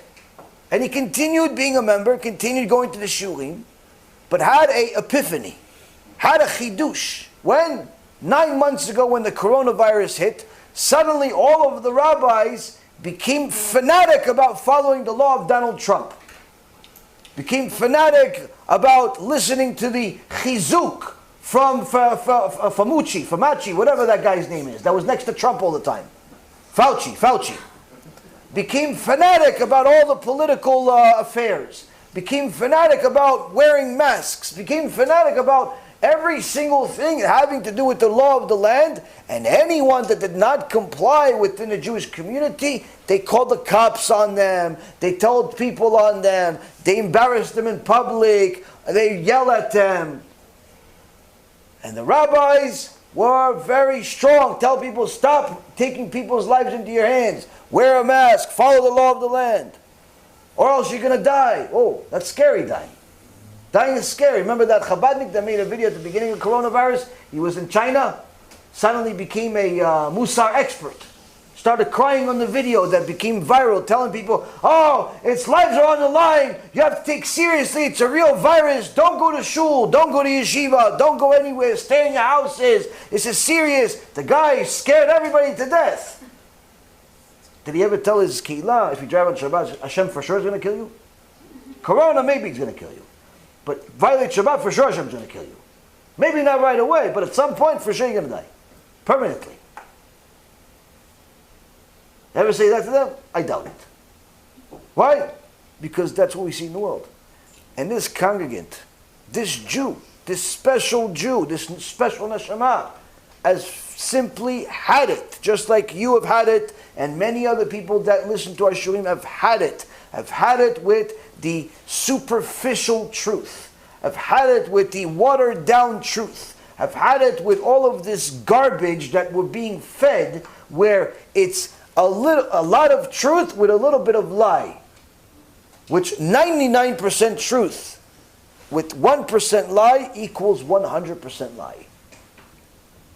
And that's what happened. He says, listen, how come you didn't give us the rebuke when it came to the law of God, but when it came to Corona, you gave us a rebuke? How come? This, Rabotai, is the truth. Now,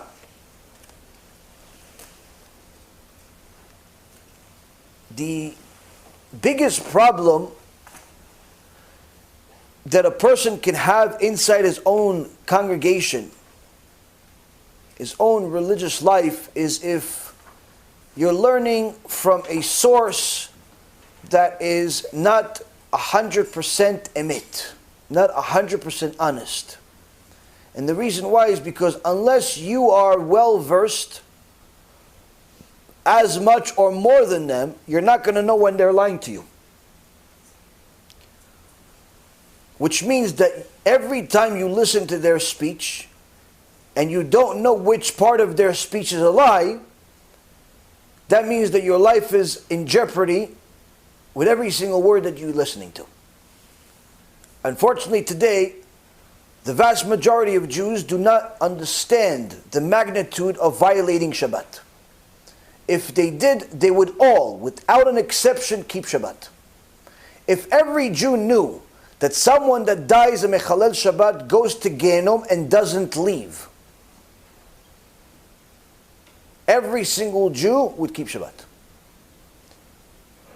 If every Jew knew that someone that wastes seed on purpose and dies this way, without doing tshuva, goes to Gehenom and does not get out, every Jew would at the very least use all of their strength to overcome this desire. If the average Jew knew that if you do dishonest business, not only are you giving koach le'amalek, strength to Amalek, strength to the Nazis, as Rashi says in Parashat Amalek, the section where it talks about Zachor et Amalek,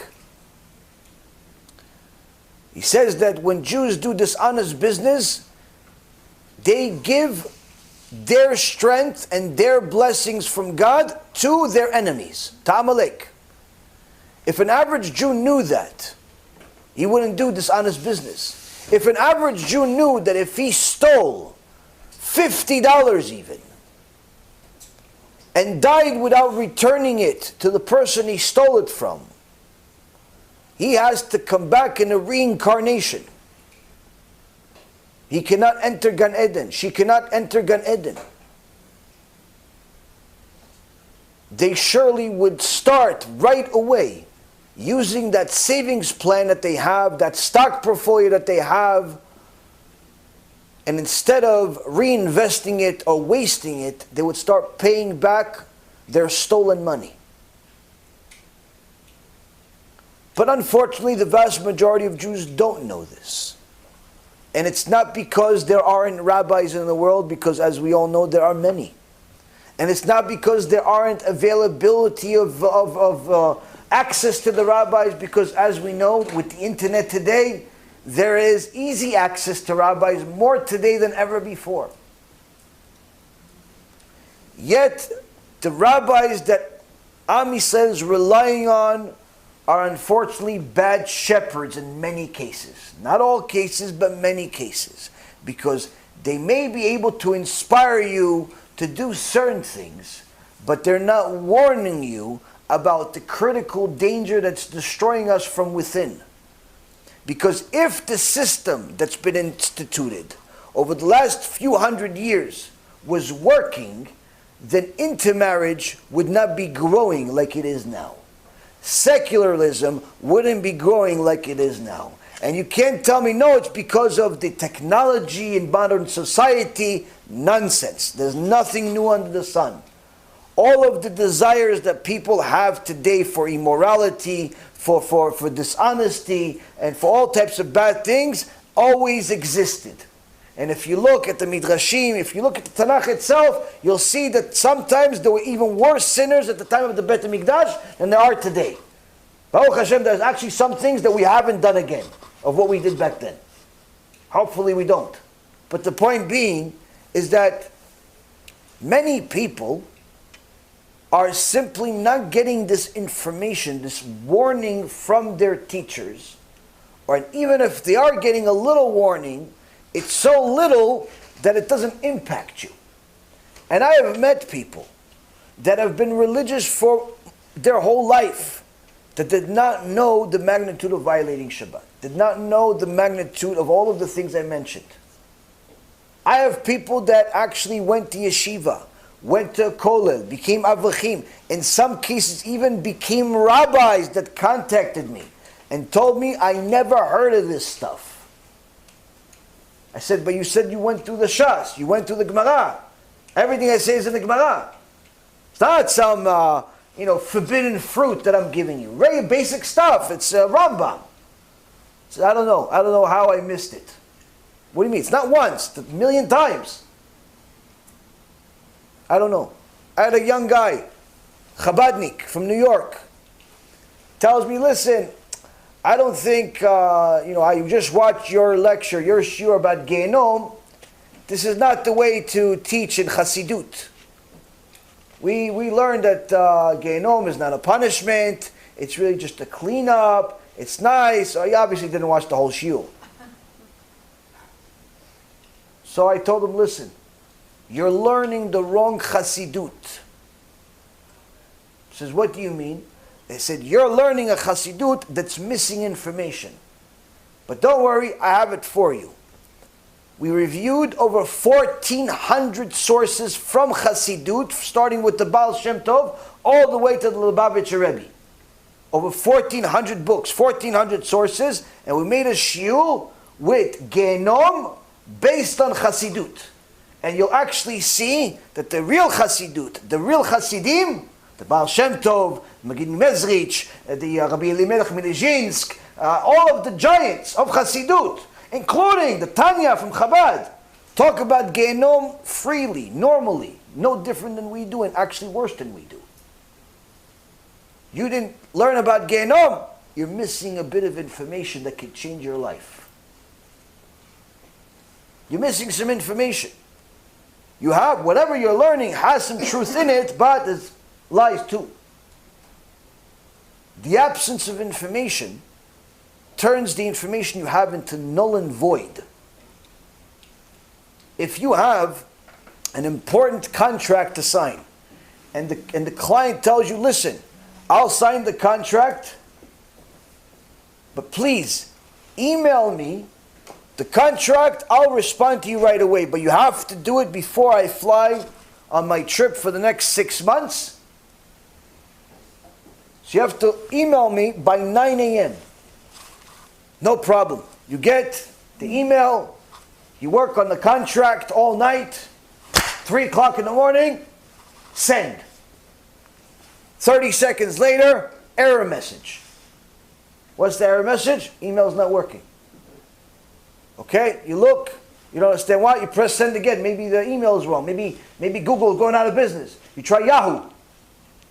Yahoo is out of business too, you get the same error message. You go back to AOL from the 1990s. AOL.com. Not working. You try all types of things. Not working, not working, not working. All night. You're trying to figure it out. You're not working. 9 o'clock comes. You haven't been able to send the email. You call. The guy's secretary says, I'm sorry, he just left for his trip. He'll be back in 6 months. You have just lost a multi-million-dollar deal because you couldn't figure out the email. 6 months later, you see the client again. He says, yeah, what happened to you? I thought we were going to do business. No, I sent you the email. I don't understand. He goes, what do you mean you sent it? I sent it 500 times. It didn't work. No, come on. You're not a serious person. I already got the deal somewhere else. No, but I did it. Please do something with me. He goes, no, I can't. I already bought it from somebody else. But I feel bad for you. Let me see. Well, let me prove to me that you have. Maybe I'll consider again. Prove to me that you sent me the email. You show him your computer because it's been imprinted into your mind. This email that you've sent 500 times. And you show him the email, and within 5 seconds he says, you fool. You're missing the dot in .com. You have the right email, but it's missing a dot. Oh, no, come on, what's the big deal? It's only a dot. The big deal is that dot makes the whole email either valid or null and void. If you hear a speech about the weekly parasha without learning musar from it, that's going to affect you and change your life, that's missing the dot in .com. That speech is worthless. If you're not leaving that speech with something to take home to impact your life, you have just wasted your time, and better yet, you've actually hurt yourself. And this, unfortunately, Rabotai, has been happening much more often than ever because of the internet. Just like HaKadosh Baruch Hu is allowing a lot of Kedusha to come to the world in an easy way, He's also allowing the Tumah to come. But this is not new. People today are going crazy over this election fraud or allegations of fraud as if it's the first time. Austria, late 1800s. A book by the name of Sefer Buchach. Sefer Buchach. Publicized by Am Oved, Israel Cohen.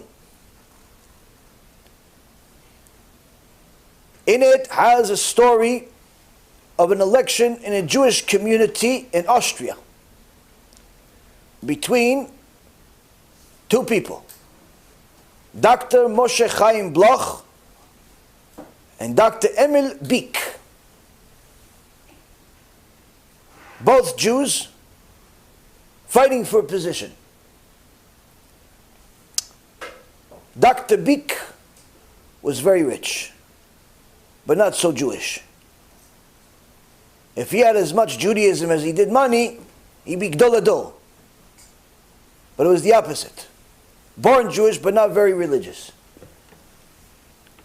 Dr. Bloch, on the other hand, Shomer Torah and mitzvot. Election starts, Dr. Beek spends an enormous amount of money to get the votes of people. In the beginning he was winning the election, but he saw some magical thing happen where on the second day, everything turned around and the Jewish people elected Dr. Bloch. Dr. Beek did not like this very much and pressed charges. What? Election fraud. Saying on several accounts there was fraud in this election where they got the votes of dead people. They got some people to vote multiple times. Sounds familiar? And a few other things. And brought it to the parliament. Surely Dr. Bloch and his people defended themselves, and in the case proved that there was election fraud. But not by them, rather by Dr. Beek himself that's trying to tell them there's election fraud. The parliament confirmed after an investigation and gave the election win, let the election win by Dr. Bloch stay. A year later, election again. Same exact thing happens, Dr. Bloch wins again.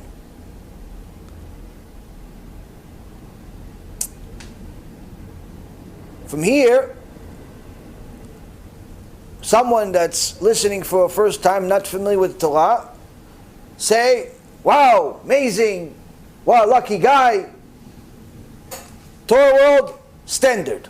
Why? There are rules in the world. David HaMelech says in Psalm 101, verse 7,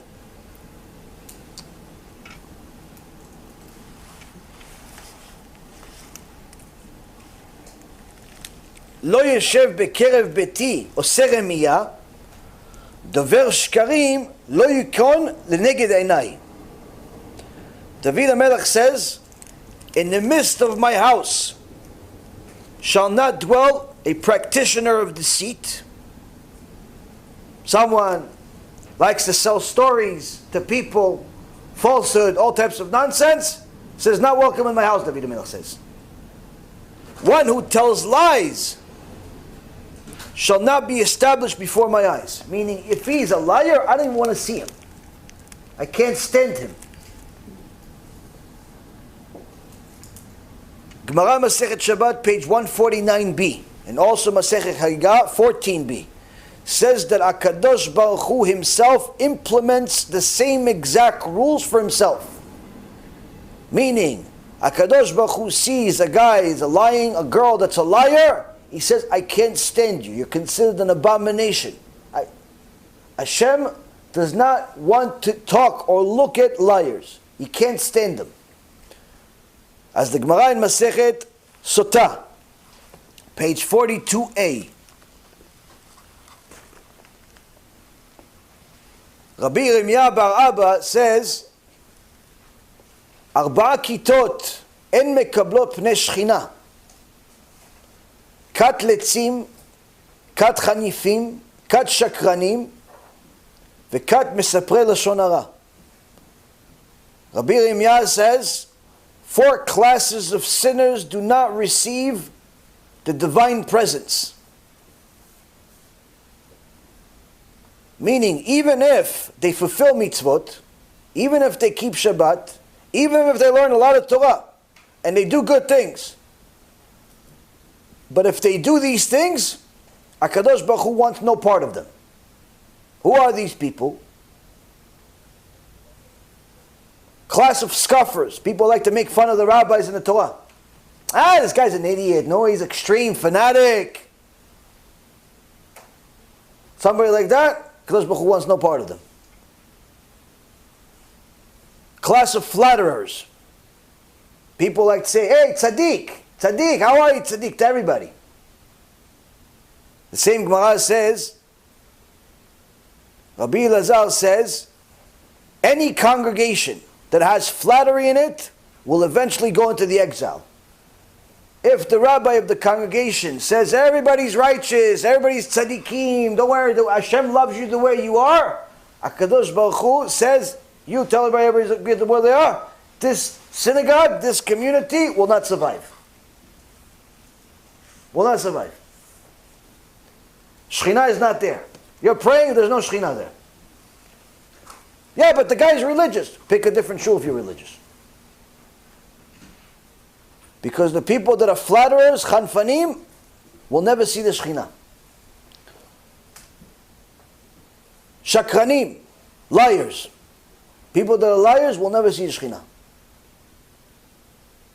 If I lied one time in my life, am I considered that? No, it says liars, meaning that you're constantly doing it.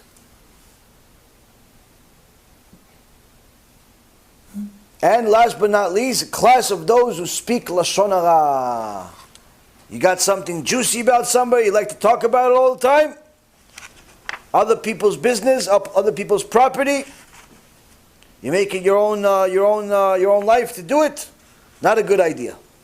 Not a good idea at all. Why? If you like to speak Lashon Hara, you like to kiss up to people, you like to lie, you like to make fun of the rabbis, you like to make fun of the emet, you like to make fun of the Torah, Kadosh Baruch Hu says, I want nothing to do with you. Nothing.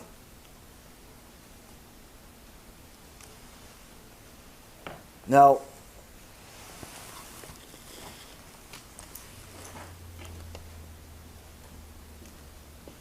why is it? Why is it that HaKadosh Baruch Hu is so stringent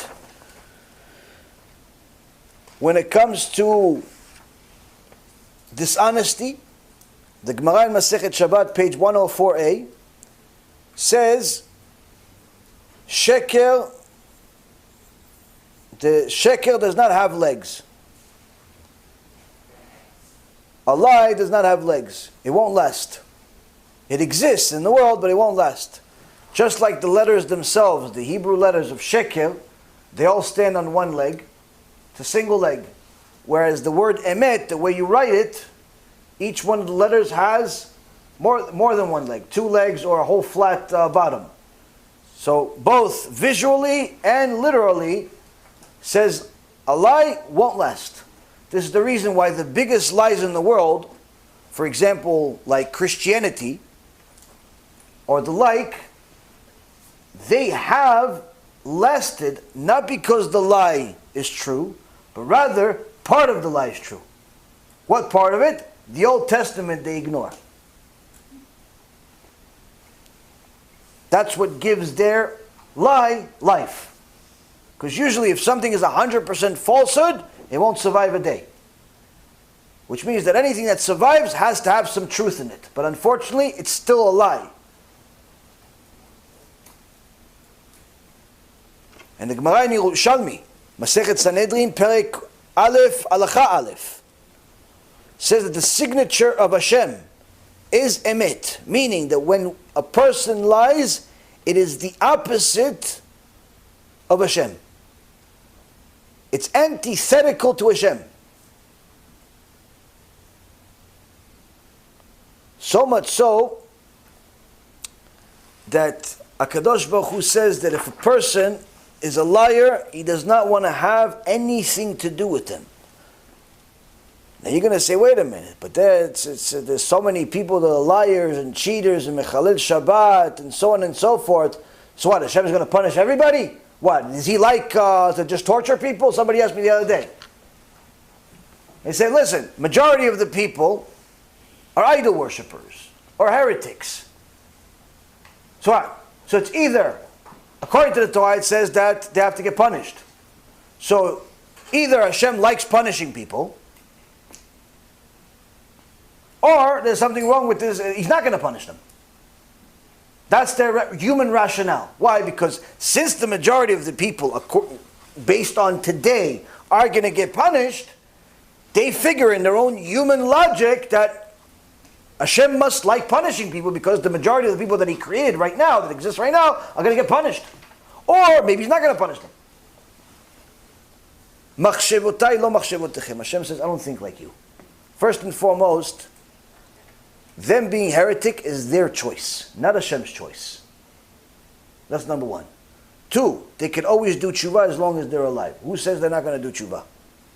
Three, it's a prophecy. Zechariah, it's in the Tanakh. It says that chapter 14, Kadosh Baruch Hu is going to destroy 2/3 of the world with Gog and Magog. Meaning that 2/3 of the world are going to be wicked people, that Hashem is going to destroy them. So yes, you're right, the majority of the people are wicked, but not necessarily as much as you think, but still a lot. Why? Because most people follow their desires, follow the lies, instead of the truth. Not because the lie is the only thing they ever saw, but rather because the lie is what they chose. They chased the lie much more than they chased the truth. Because even when the truth was shown to them, they didn't show enough interest in it. And therefore, Hashem's world has a lot of wicked people. So you say, oh, so Hashem must like punishing people. No. The opposite. David HaMelech says in Psalm 37:16, better a little of the righteous than the great multitude of the wicked. Tov me'at le'tzadik me'amon reshaim rabin. HaKadosh Baruch Hu already knows that yes, there is going to be few tzaddikim. But it's still better for me to have a few tzaddikim than to pick all of these reshaim to be in Gan Eden. That's why it says la tzaddik. La tzaddik, Hashem. Hashem is a tzaddik.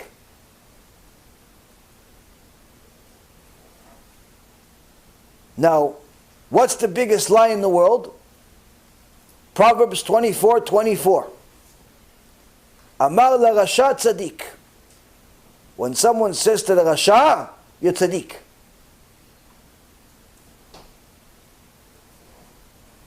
Amar la rasha tzaddik.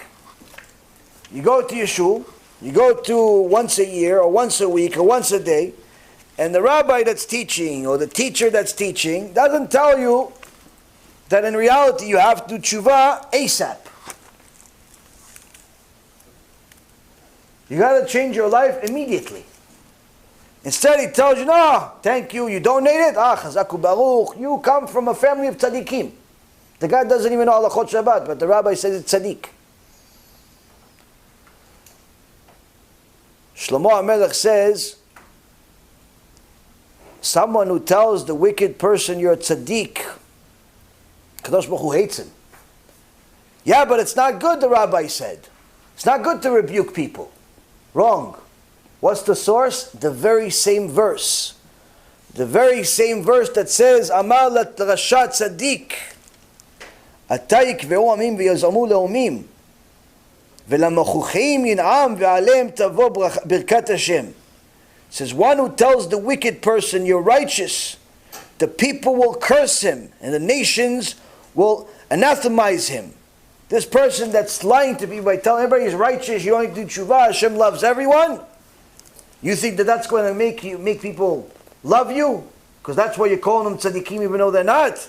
Eventually they're all going to hate you for it because they're going to realize that you are the one that destroyed their life. And what about those people that rebuke? That say strong, Musa?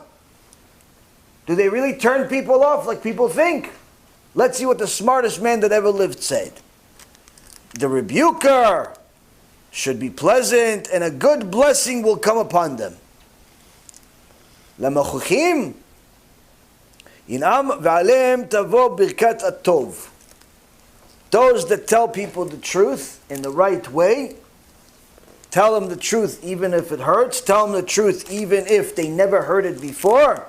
Shlomo HaMelech says he has stamp from HaKadosh Baruch Hu. You rebuke people by telling them the truth, you're not turning them off. Quite the opposite. You tell people that a mechalel Shabbat gets genom unless he does tshuva, you are going to have blessing come to your life. Why? Because you're saving people. Now how does the halacha work here? As far as helping people?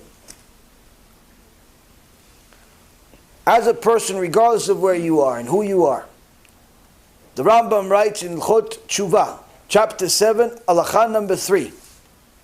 A person should not think that tshuva, repentance, is only necessary for those sins that involve a deed such as promiscuity, robbery, and theft. Meaning, a person shouldn't think that doing tshuva is only for the big things. That's obvious, that everyone knows it's wrong. Rather, just as a person is obligated to do tshuva for these, similarly, he must search after the evil character traits that he has. And he must do tshuva for anger, hatred, envy, frivolity, pursuit of money and honor, pursuit of gluttony and the like. He must do tshuva for all of the above. Meaning, regardless of who you are, if you're listening to this, if you're from birth, if you are a rabbi, if you're a Talmid Chacham, if you've never heard one divrei Torah in your life and this is the first thing you ever heard, you're completely secular, you eat pork for breakfast. Doesn't matter who you are. You have to do tshuva for the big things and the small things. This shiur applies to you, and so do all of the shiurim. Why? Because you have to understand, tshuva is not just the big things. It's the small things. If you think that your coast clear because you're no longer wasting seed, but you're still arrogant, guess what? Your tshuva barely started. Because although HaKadosh Baruch Hu says someone that wastes seed and dies that way is not going to go to Gan Eden ever, guess what? Someone that dies arrogant, HaKadosh Baruch Hu hates him. Who wants to show up to the Beit Din of Shamayim and Hashem says, oh, here's that guy I hate. Can't stand that guy. Ugh. Who wants to be that guy? Who wants to be that girl? Oh, here's that girl. Ugh. Can't stand it. She had to come to the Beit Din. Can't you just put her back in the world or something? Get her out of my face. Who wants that? Who wants that?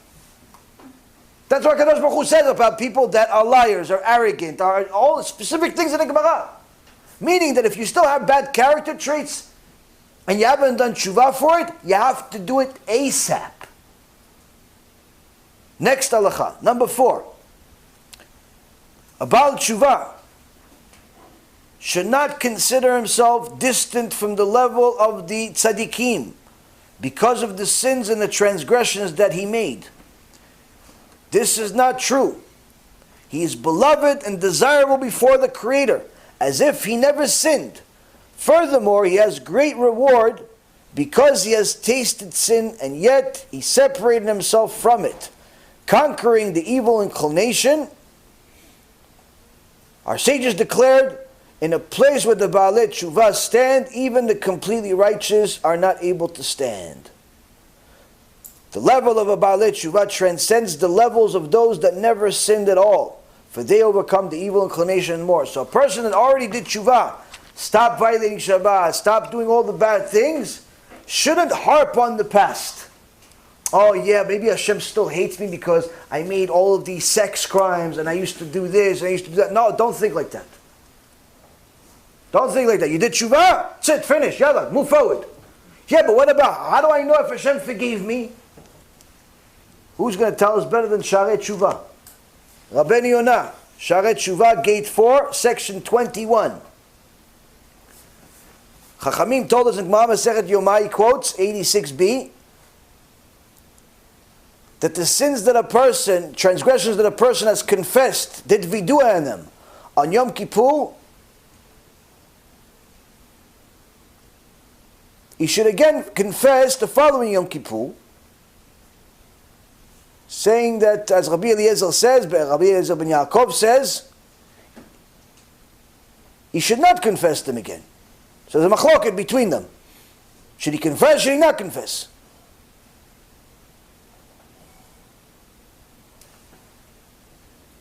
So they say that you should confess that you made the sins, but not harp on it. Why not harp on it? You should confess, so it doesn't seem like you think that there's nothing wrong with it. But don't harp on it, on your past. Why? Because not only will it bring you down, but on top of it, it looks arrogant. If all you're worried about is the past sins, in heaven they say, wait a minute, Why is he or she only worried about what they did 5 years ago, as if they're completely righteous today? As if she didn't yell at her kids for no reason today. As if she didn't yell at her husband for no reason today. As if he didn't steal an extra 20, 30% from his clients today. Why is he so worried about the past as if he's completely righteous today? Acknowledge that the past exists, do tshuva, but focus on today. So what do I do with this bad feeling of the past? This bad feeling of the past should not exist at all. Why?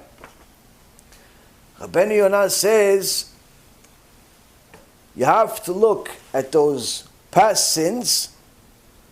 They should not be viewed by you as if you have not committed them, but rather as if you committed them, but they were forgiven. Yeah, I made those sins. I was a criminal in the past.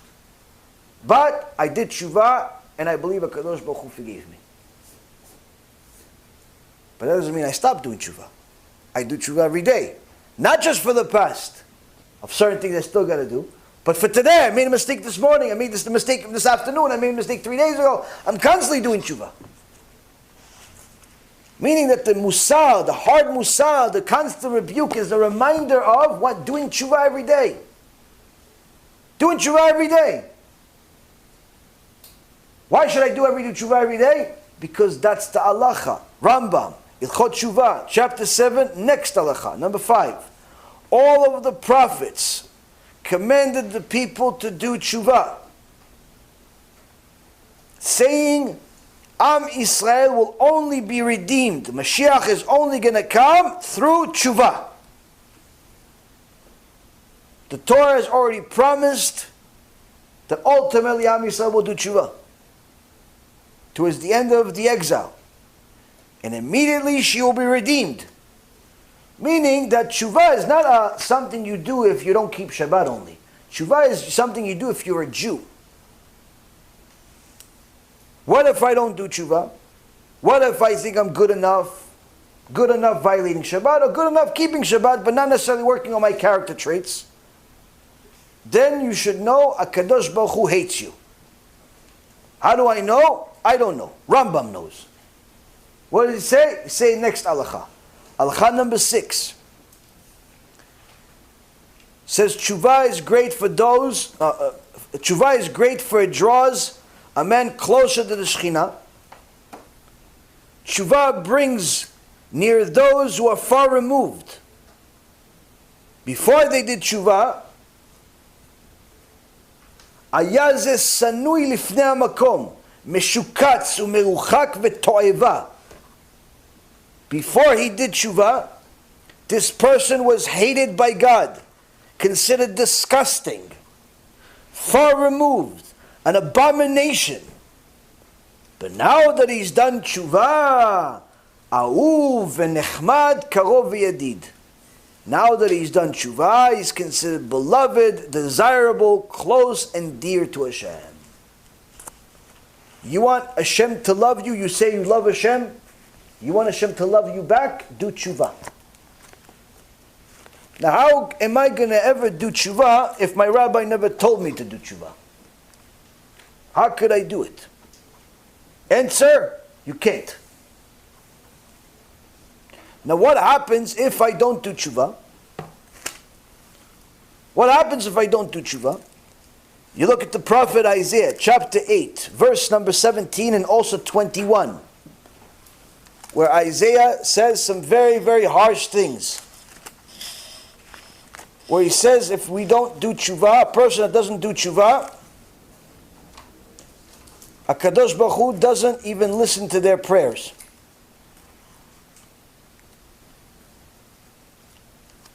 Meaning that leader, that rabbi, that speaker that's not constantly putting your neshama on fire to get you psyched up to do tshuva, to get closer to Hashem the right way, he's constantly telling you that everything's okay, all you're going to have is emunah or some other trick up his sleeve. And he doesn't tell you have to do hardcore tshuva, which means work on yourself, fix your character traits. He is the reason why your prayers are not being answered.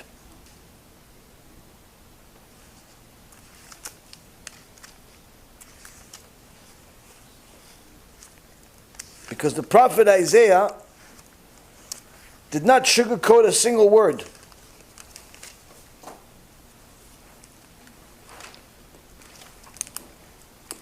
Saying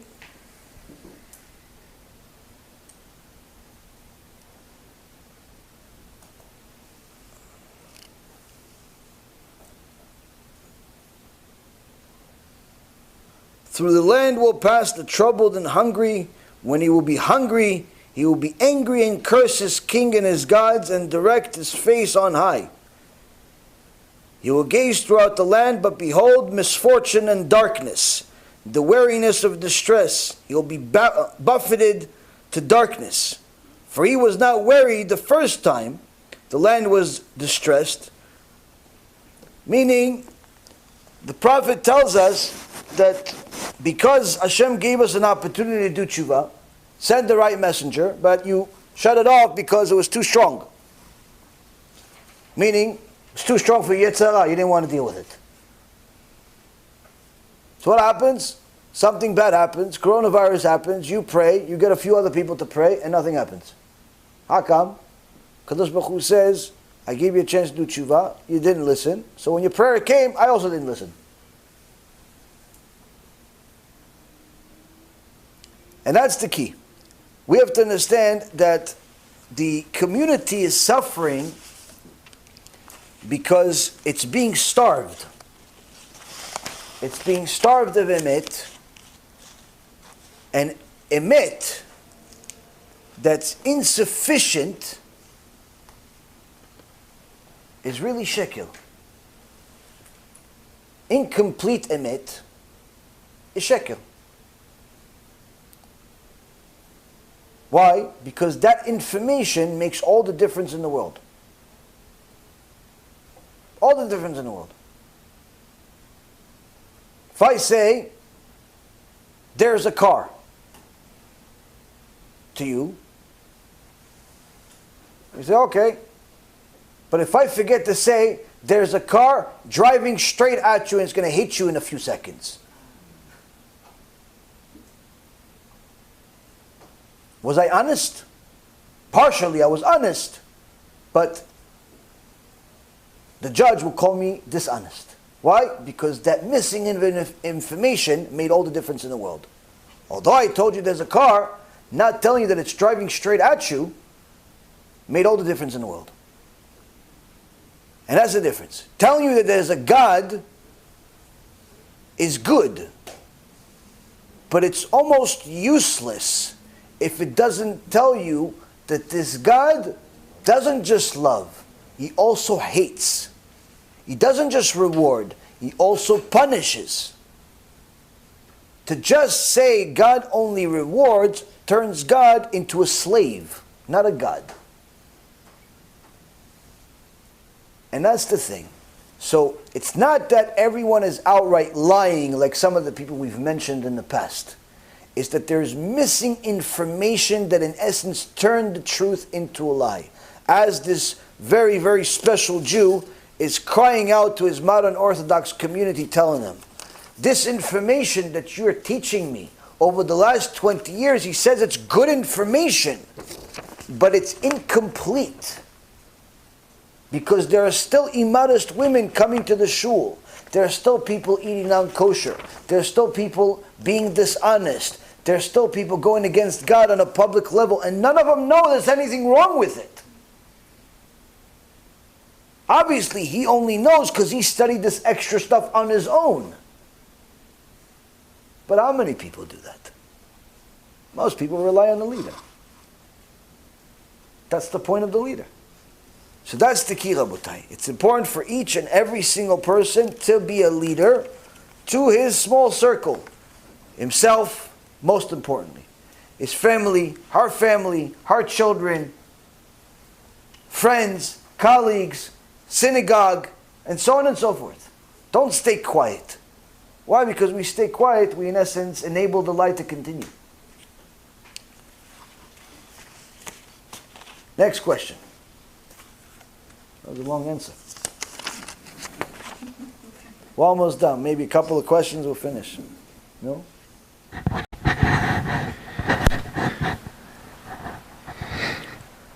in this week's Parsha, as we were discussing earlier, when Abraham asked Eliezer to go get a wife for Isaac, and then he made him, swear that he'll go to his land, but not take a.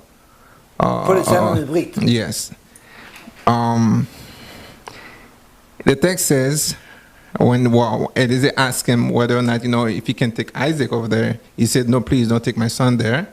And for whatever we read the reason. Made a swear, don't take him. So, but they say also he wanted not to, for the girl not to come, in order to, for Isaac can, marry, he can get Isaac for himself, which means to marry his daughter. Yes. And the text says, your son, my son, Abraham said, my son is blessed and you are cursed. Okay. And we just established that he was like the head yeshiva, if you will. And yes, so that means knowing his background is changed. That's like not even 360 from where he's been as to where he's right now with Abraham. And obviously, if he's with Abraham, that means he's giant. Mm-hmm. And also the Torah testifies. Still cursed even though he's learning all this Torah? Yes. Now, does that imply that because it's where it came from, or what exactly does it mean you are cursed? Right. So the question is that Eliezer Eved Avraham, the servant of Avraham, was sent on a mission by Avraham to go find a wife for his son Yitzchak.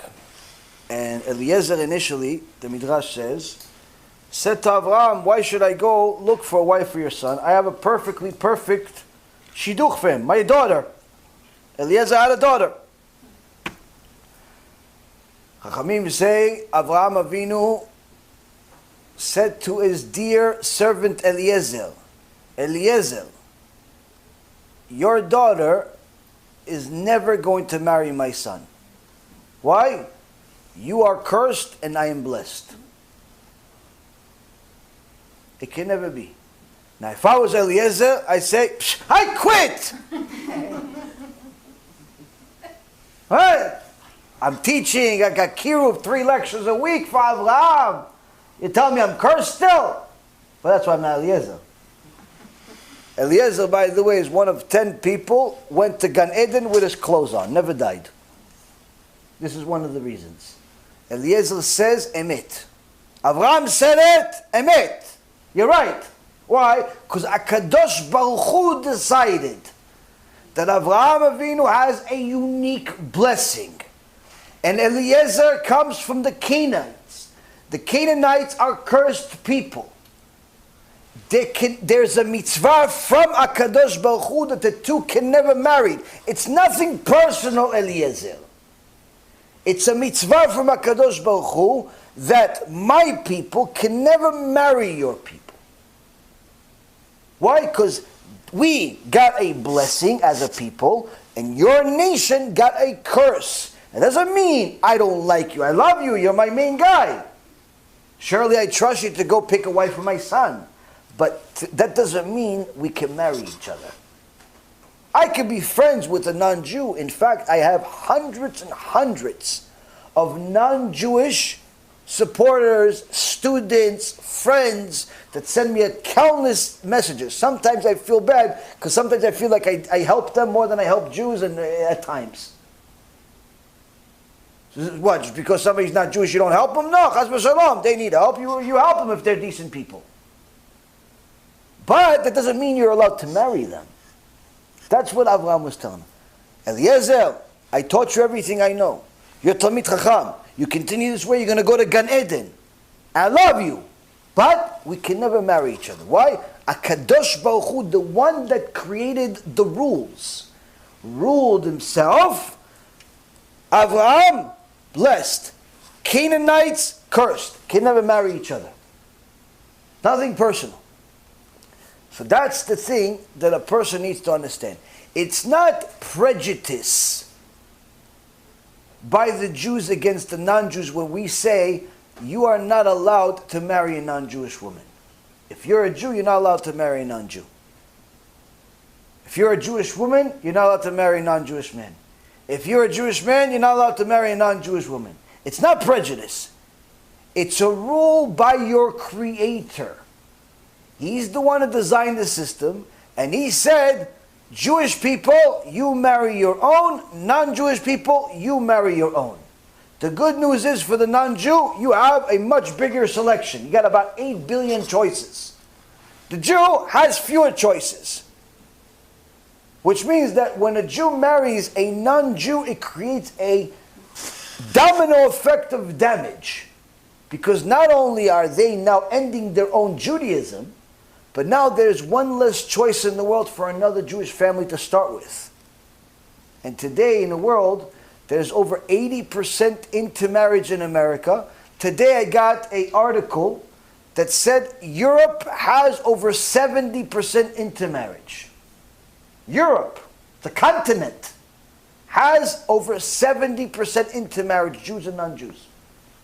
Meaning, Rabotai Karim, if we don't make major changes, we are one generation away from destroying ourselves. What the Nazis did not destroy, we are destroying ourselves. And that's also part of the problem when there's lack of information and lack of knowledge about the risk of going against the instructions of the manufacturer. Your average person will say, listen, what's the problem if I have a girlfriend or a boyfriend? The Goyim have boyfriend and girlfriend. Why can't the Jews have boyfriend and girlfriend? First of all, you should know, the Midrash Rabbah says it, and Chachamim paskin it. According to the Chachamim, when one non-Jew is intimate with another non-Jew, they're considered married.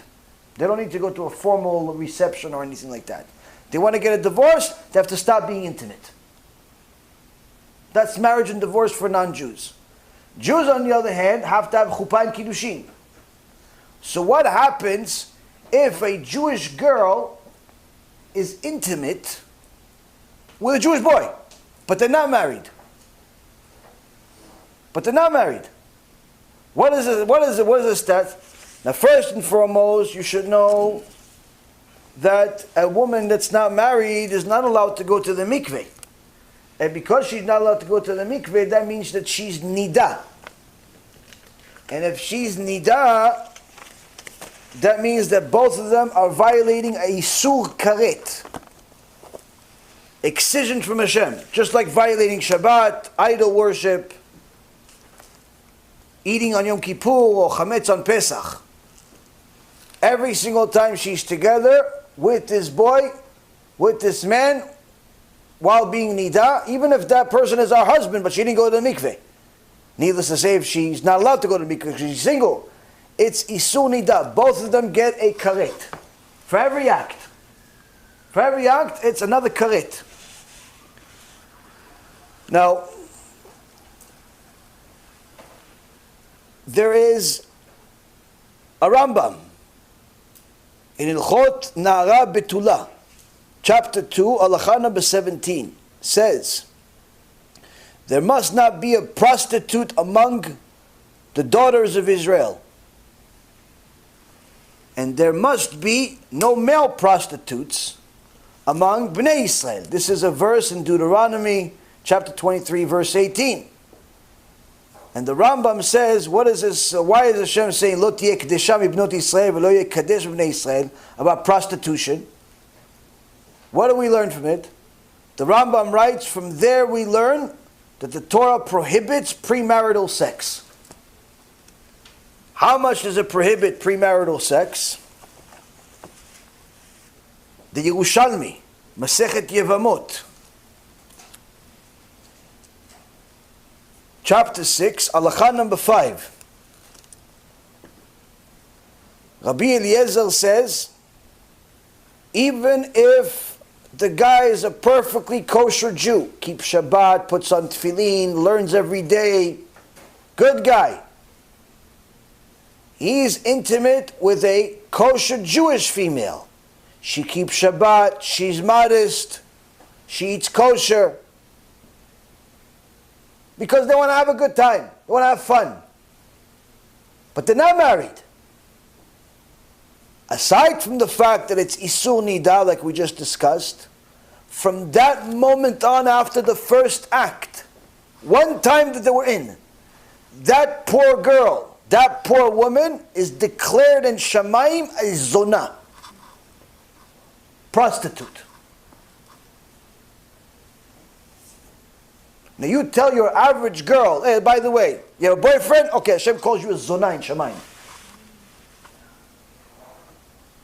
The girl's going to start crying hysterical. So don't go out telling people this. But you have to understand the magnitude of how HaKadosh Baruch Hu treats promiscuity. He discussed it. Why? He said, it's my daughter. What are you doing putting your paws on her without marrying her? What are you doing allowing him to touch you?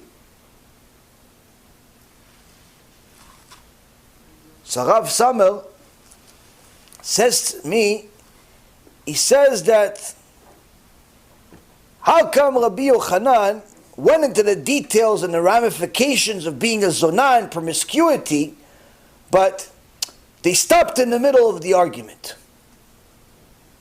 Why did they stop in the middle of the argument in the Yerushalmi?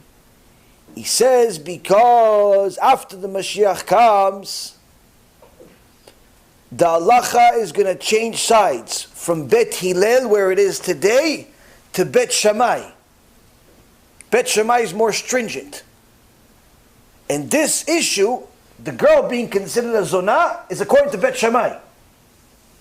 If this was paskin to halacha, that every girl that is promiscuous, it's called a zonah, meaning you're allowed to call her this even,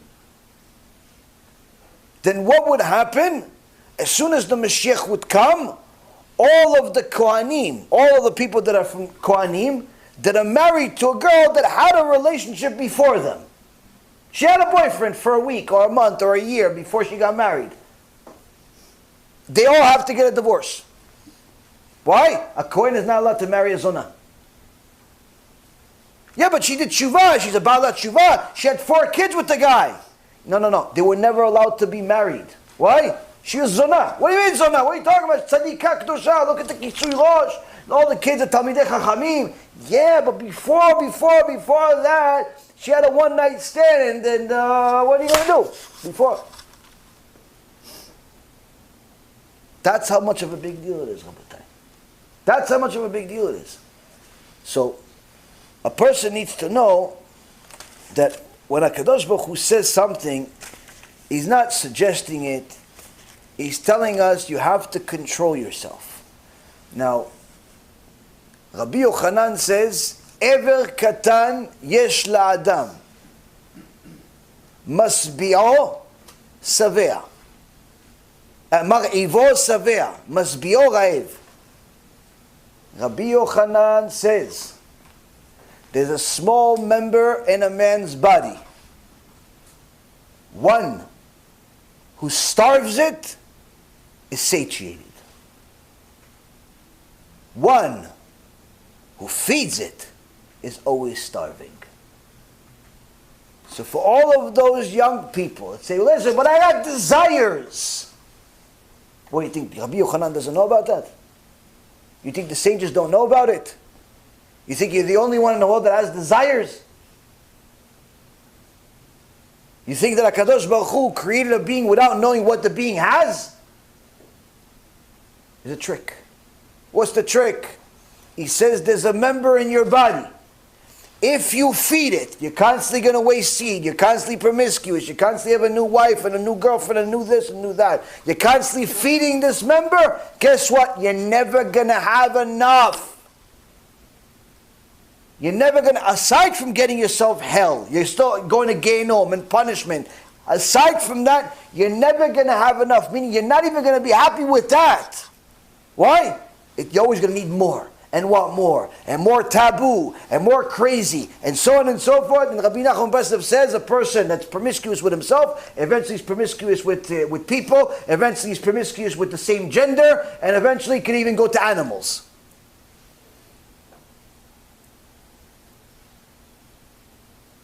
So Chachamim said, if you constantly feed this part of your body, It's never going to be enough. You're going to destroy your life, both in this world and the next.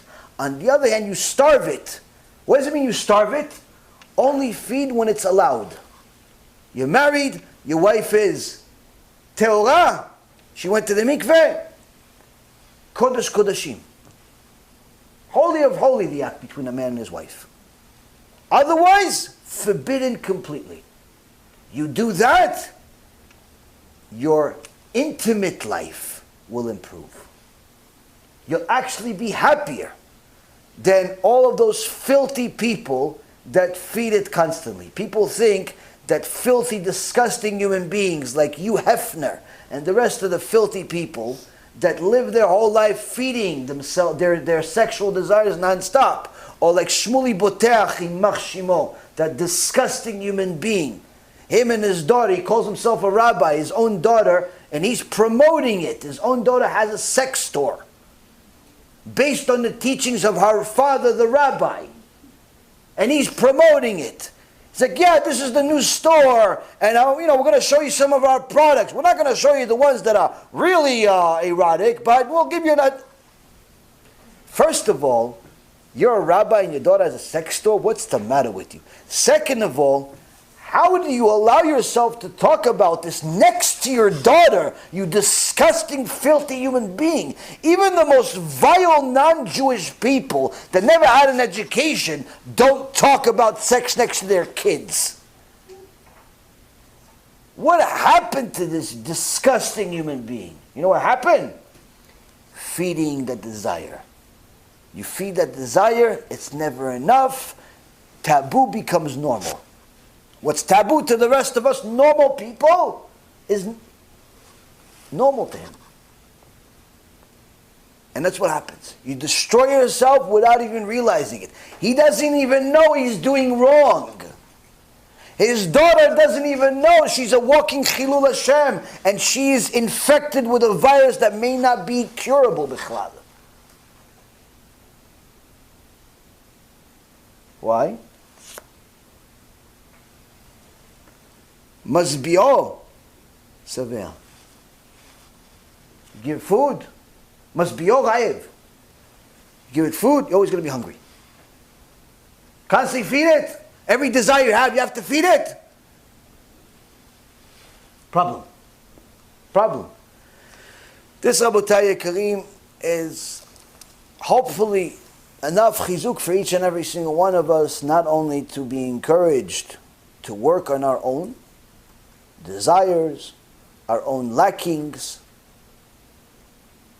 our own ignorance, but hopefully, Be'ezrat Hashem, enough to encourage you, to encourage others to do the same thing. Share the lectures. Make sure you spend enough time watching the lecture that it affects you. And if it doesn't affect you, watch it again. And if it does affect you, watch it again. Why? Because sometimes you need to hear the same information a few times in order to get the gist of it. That's what the Baalei Musar used to do in Novardok. They would pick a verse in the Torah, pick a lesson in the Torah, and repeat it all night, from Motzei Shabbat, for several hours, all night, throughout the whole night, till the next morning. One verse, over and over and over again, until it was implanted into their mind. I read one time, Rabbi Victor Miller says he remembers his own days when he was in Novardok. That's what they would do.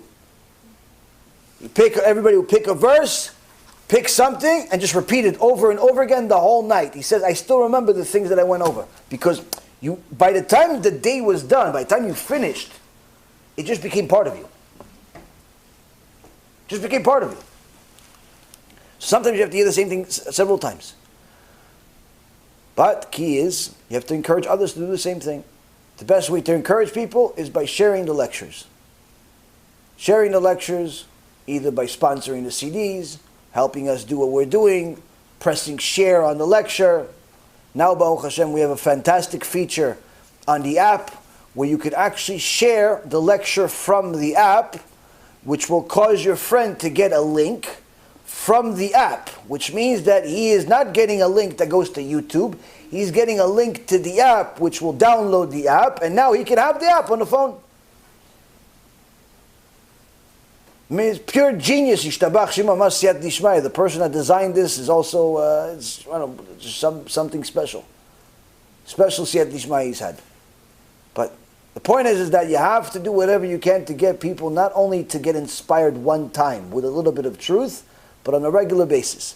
B'ezrat Hashem, this will give each and every single one of us a continuous inspiration, and at the very least, inspire in us enough to fix something that we didn't do yesterday.